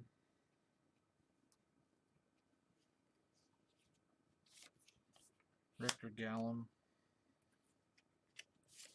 Odoac.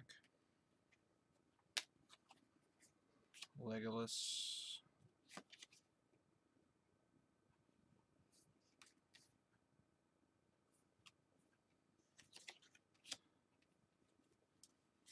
Compsos. So play are also reap effects. Discard tribute because of that. Mm-hmm. Reap. To exalt it twice. Mm-hmm. Deal 2 damage to post pixies. And draw reap here. Which captures 1. I'll draw 5.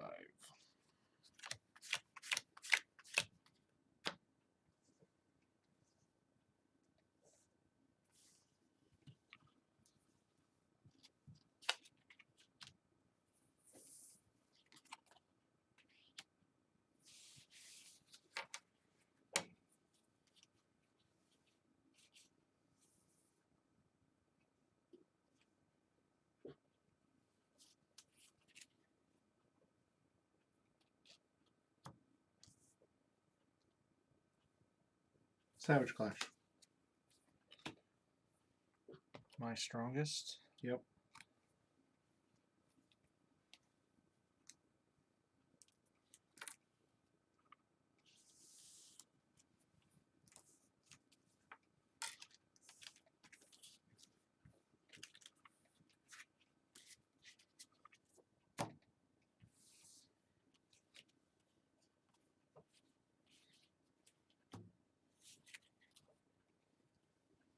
Forge.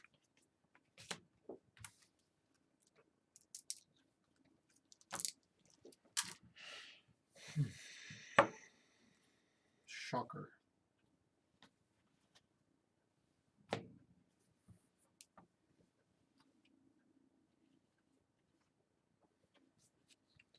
Star Alliance. Mm-hmm.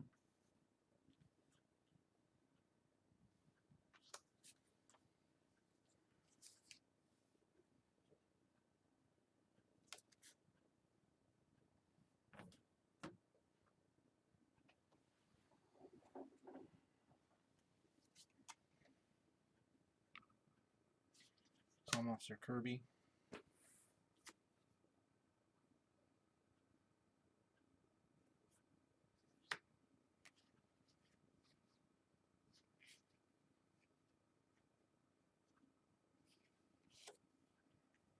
Sorry about that.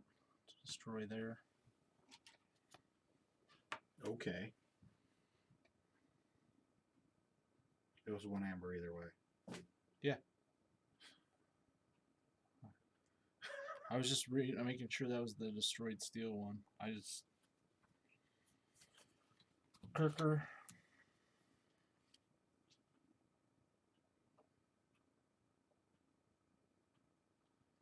Xeno training, capture 2.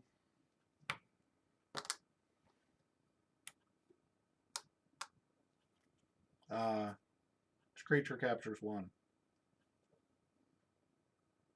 A friendly creature captures 1. Oh. Alright. I got told the other by somebody at one point in time, so. Oh, really? Mm-hmm. Calvin. And I'll draw 5.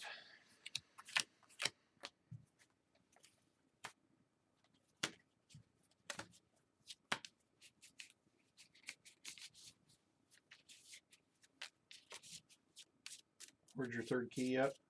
No. I don't know what's taking you so long. You purged my good card. Yeah, I purged 2 cards. And you kept me from playing another tribute. This is so hard on you, Tom. This is No. one of those games where, like, you wish there was a memo where you're like, hey, I want to test a deck. And the other person's like, I'm going to bring the best deck I can find that I haven't played. You said I haven't played it. You bought it for my birthday. I haven't got to play it.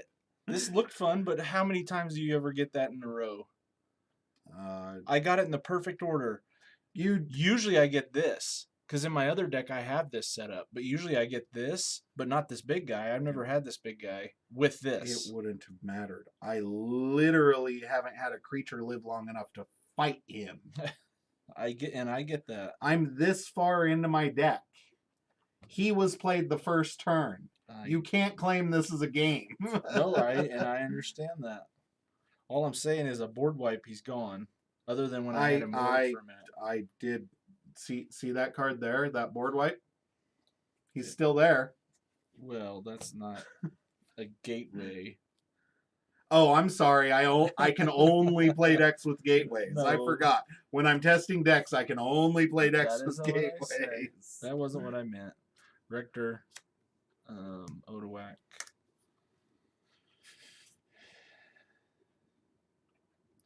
Reap.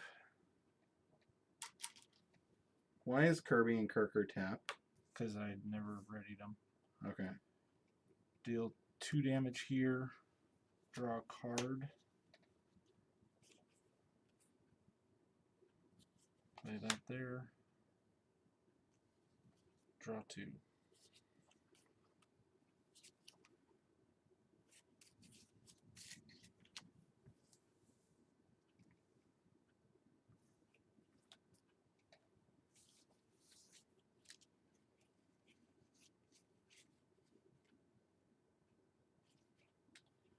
Logos. Academy training here. Infernus is going to fight Odawak. Blow up Grimlockus. What's Academy training? Makes the creature Logos, and when it reaps, draw a card. Standardized testing to kill the 3s and 5s. Go.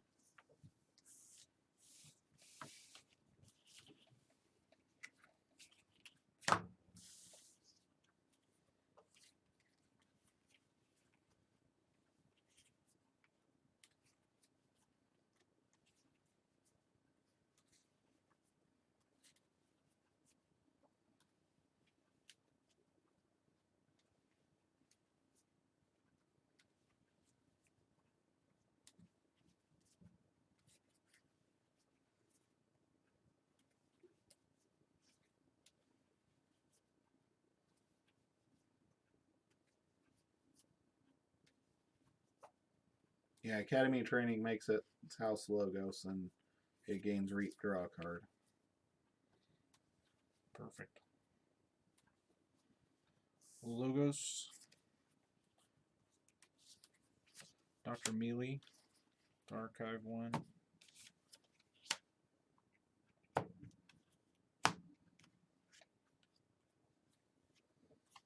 Hapsis. Hide. Knowledge is power to gain 1.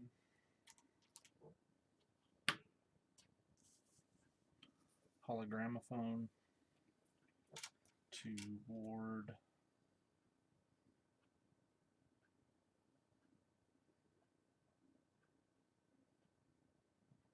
Hide. Draw 5. Dis. Picaroon. There. Snurret. Dominator Bauble, Quixo, into Hapsis. Draw a card. Put Soulkeeper on Snurret. Dominator Bauble. Lycobot to reap.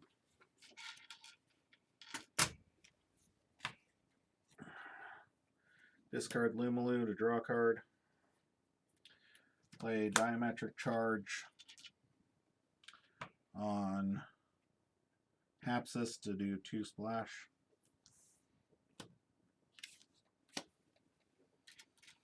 You know what would be really good with Eaton's Jar? Snudge.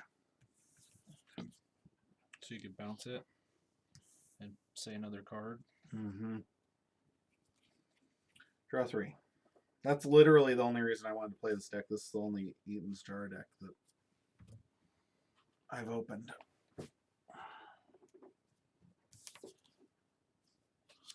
And it looked halfway decent.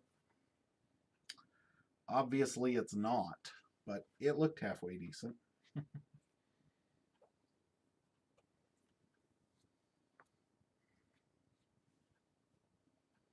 No, I missed the Fission Bloom again.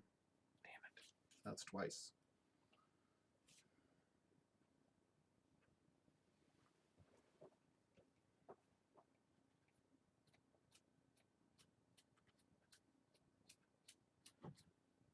Snipers, that is a good thing that I would like to bring up. Join a Discord. The Sanctimonious Discord is the most active for TCO games that I've seen. And grant you, these people's dance cards are pretty full, but when you go in there and getting to play against people and like you can set up beforehand. Oh, I should have captured one onto it. When it dies, it kills your Hapsis.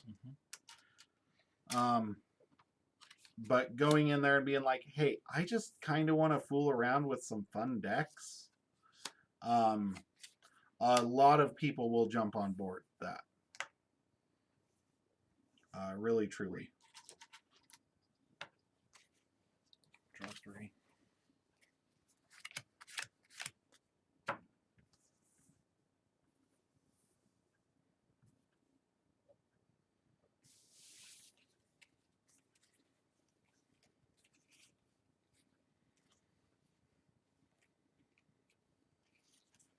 Untamed. Bumblebird. Pismire. Growth Surge.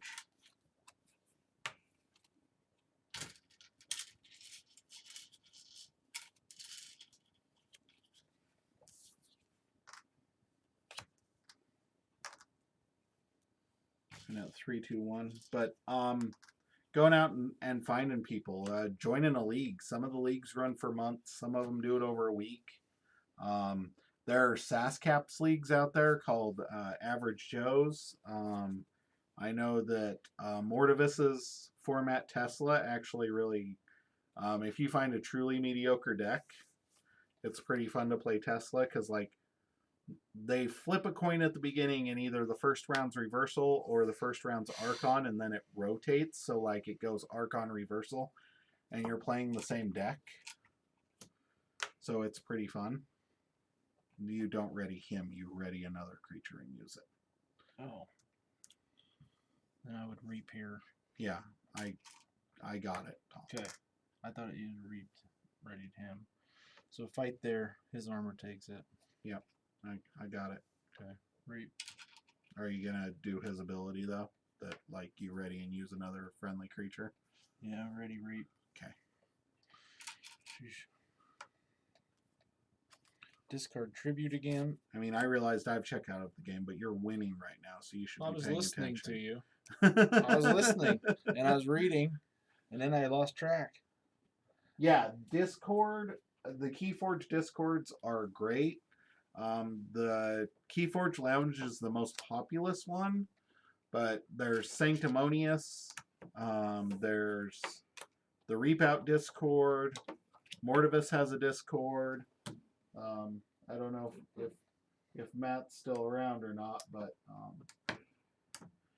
and yeah. What are you doing? Axiom Grisk. Oh, you're killing all my stuff. Yeah. And then I pop the sword. Cool. Then I draw one, should have chain. Well, even not playing Keyforge, apparently a person can forge a key.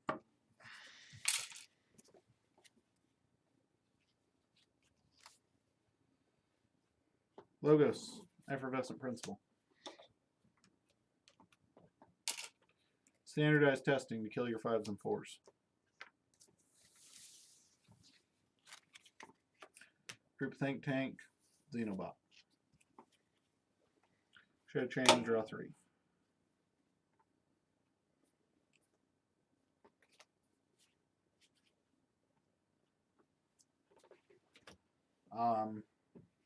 Yeah, I'll type now because I don't care what Tom's doing anymore. He won me.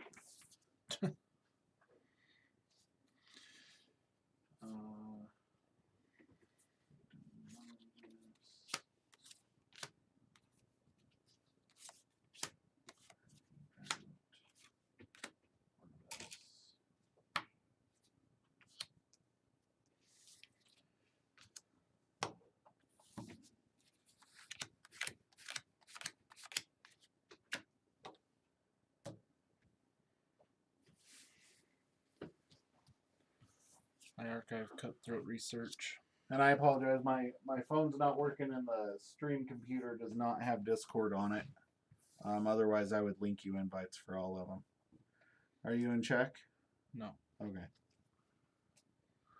I drew 5, Yeah. shed my last chain. Yeah. I archived Cutthroat Research Cool. from him. Cool, cool, cool. I didn't look at the top 3 because it didn't matter. Cool, cool. Dis. Land Furnace.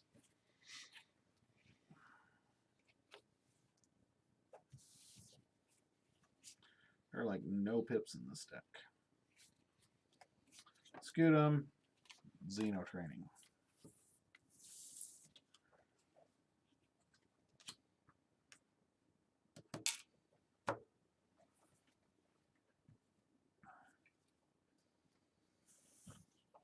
Going to Dominator Bubble, the Xenobot,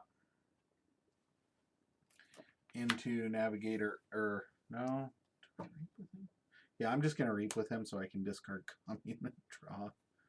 Because, like, seriously. Oh, I get Amber for that, huh? Mm-hmm. And then I'm gonna Dominator Bobble to action the group Think Tank to deal 4 to everything that shares a neighbor with itself. He takes 1. He dies. Friendly creature died, so Bonesaw comes in ready. Bonesaw reaps. And I play Techno Fiend. Ready. Draw 4.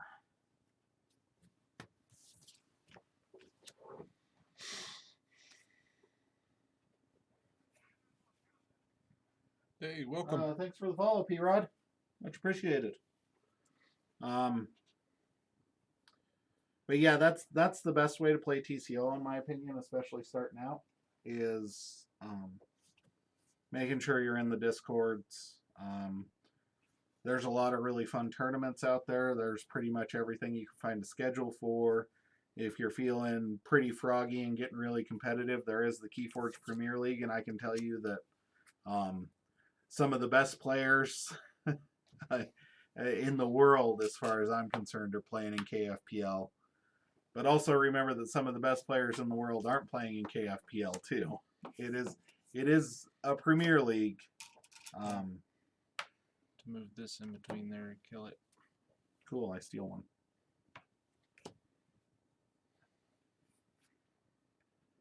Quattrino Flux, you're 4, my 5.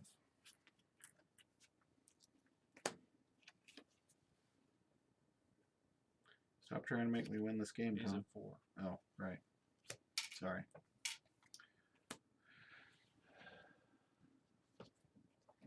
Yeah, well, I was down 2 keys to 0 keys and 0 amber at one point. I don't know what Tom's doing over there. You keep blowing up all my guys.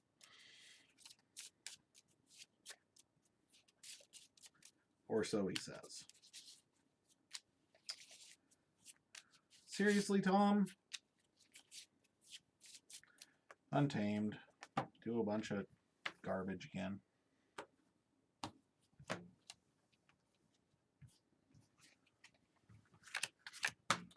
Draw 4.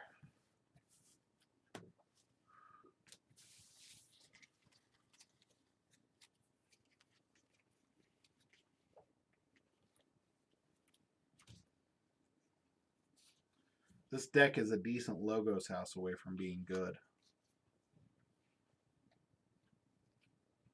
Or a decent Untamed house. The Untamed's not terrible, but Logos picking America. Commune is a good card to Infernus away from yourself, if it had a pip. Vellum. Group Think Tank. Double Cutthroat.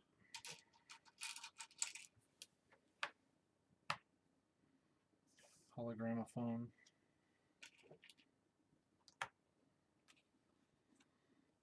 Draw 3. Say check. Cool.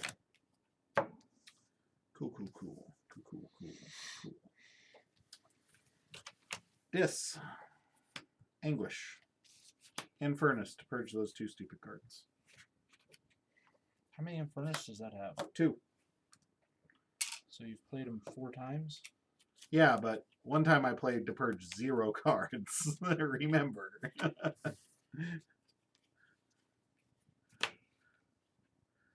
Okay, I'm going to Dominator Bobble.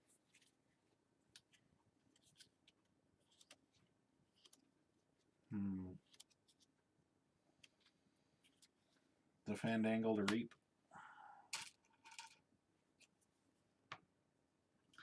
Anguish is going to attack the group Think Tank. Take 4.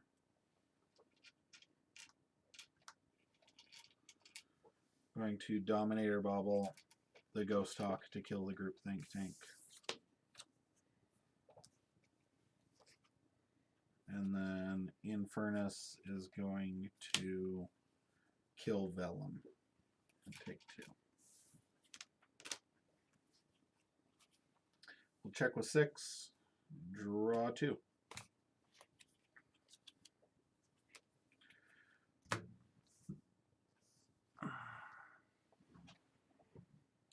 Sorry. Yes, we started a little differently. We both opened 3 boxes and did a survival. Any deck that went 3-0 in our survival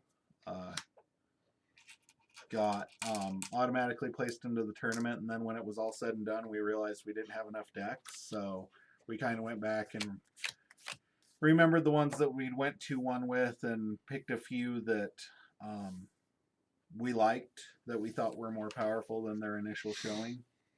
And this isn't part of it. What we're doing right now is testing a couple of decks. I pulled my first Eaton's Jar deck, and Tom got one that I got him. Oh, right. My bad. All right.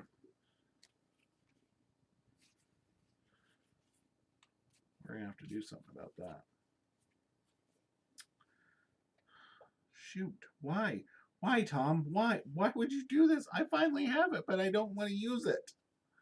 Oh, I hate you. Untamed. Song of Love. Reap.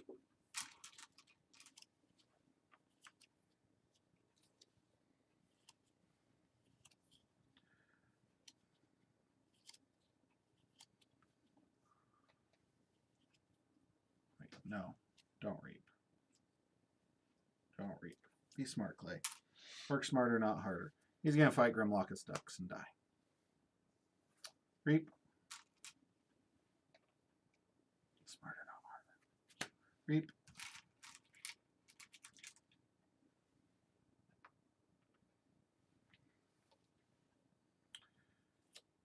Play Savage Clash. Fandangle is my least powerful creature.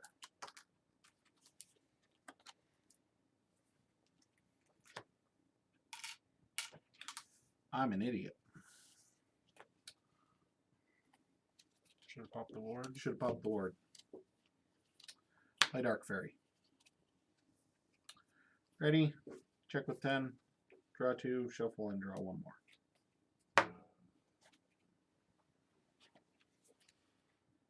Yeah.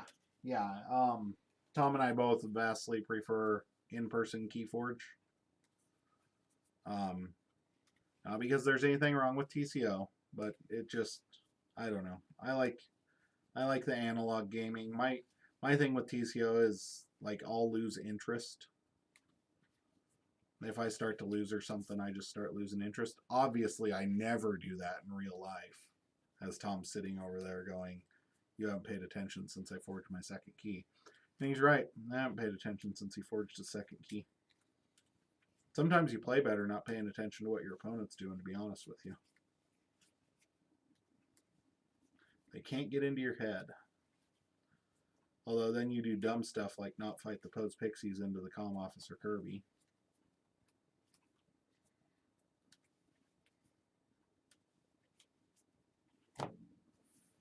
Or have to sleeve your deck in Eclipse sleeves because you forgot your katanas at home.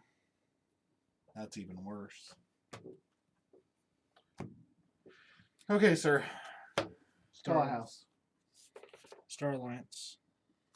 Yeah. Calvin. Kirker's Blaster. Cool. Strap that boy up. Reap. As expected. Just draw a card. Yep. Deal, Shoot something. Deal the 2 damage here. Okay. Go ahead and put 2 damage on him. That's the play and non. So I'm going to play Thorium Plasmate Cool. Cool. to move this here. Okay. Seems cool. Played that there. Revealing Dr. Mealy. Yep. Archiving him. Sounds good.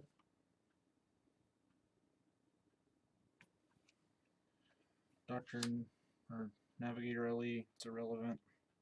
First Officer Frayne, a friendly creature captures 1. We'll put it on Ducks. Cool. And I'll draw 6 and say check. Okay. I will forge. For 6. Going to call Logos.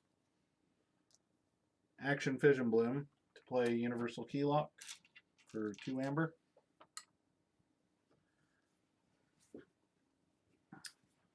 Play Lycobot, Professor Torado. Put Academy Training on Fandangle. Opposition Research, you can't reap next turn.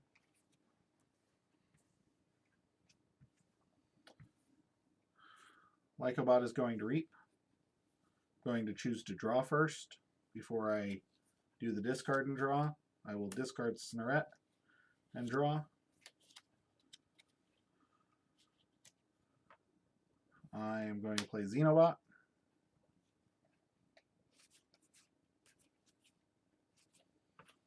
I will reap with Fandangle. Draw a card. Reap with Torado. To draw a card. I will... Do I fight? I can't fight. So I will reap with Xenobot to draw first, and then I will discard and draw. Discard Pismire and draw. Play Quixo.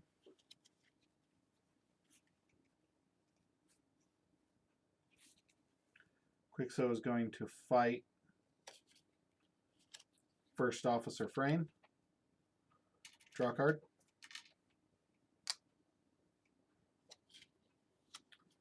Play Standardized Testing. Killing 3s and 11s.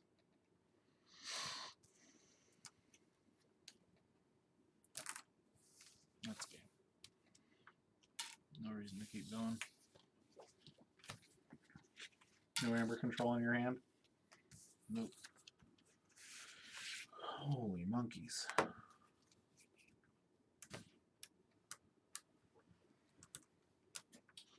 That was close. That Voltron Grimlockus was impressive. Yeah, there's too much luck out in that deck to be. Well, yeah, no, it was. I'm not saying that that was skill at all, Tom. That was 100% luck. Thanks for tuning in, guys. Yeah, thanks, guys. We appreciate you all. Have a great week. Have a great night. Thanks for the subs. Thanks for the follows. We really appreciate you. We are planning on being back next week with our. I think we only have one more.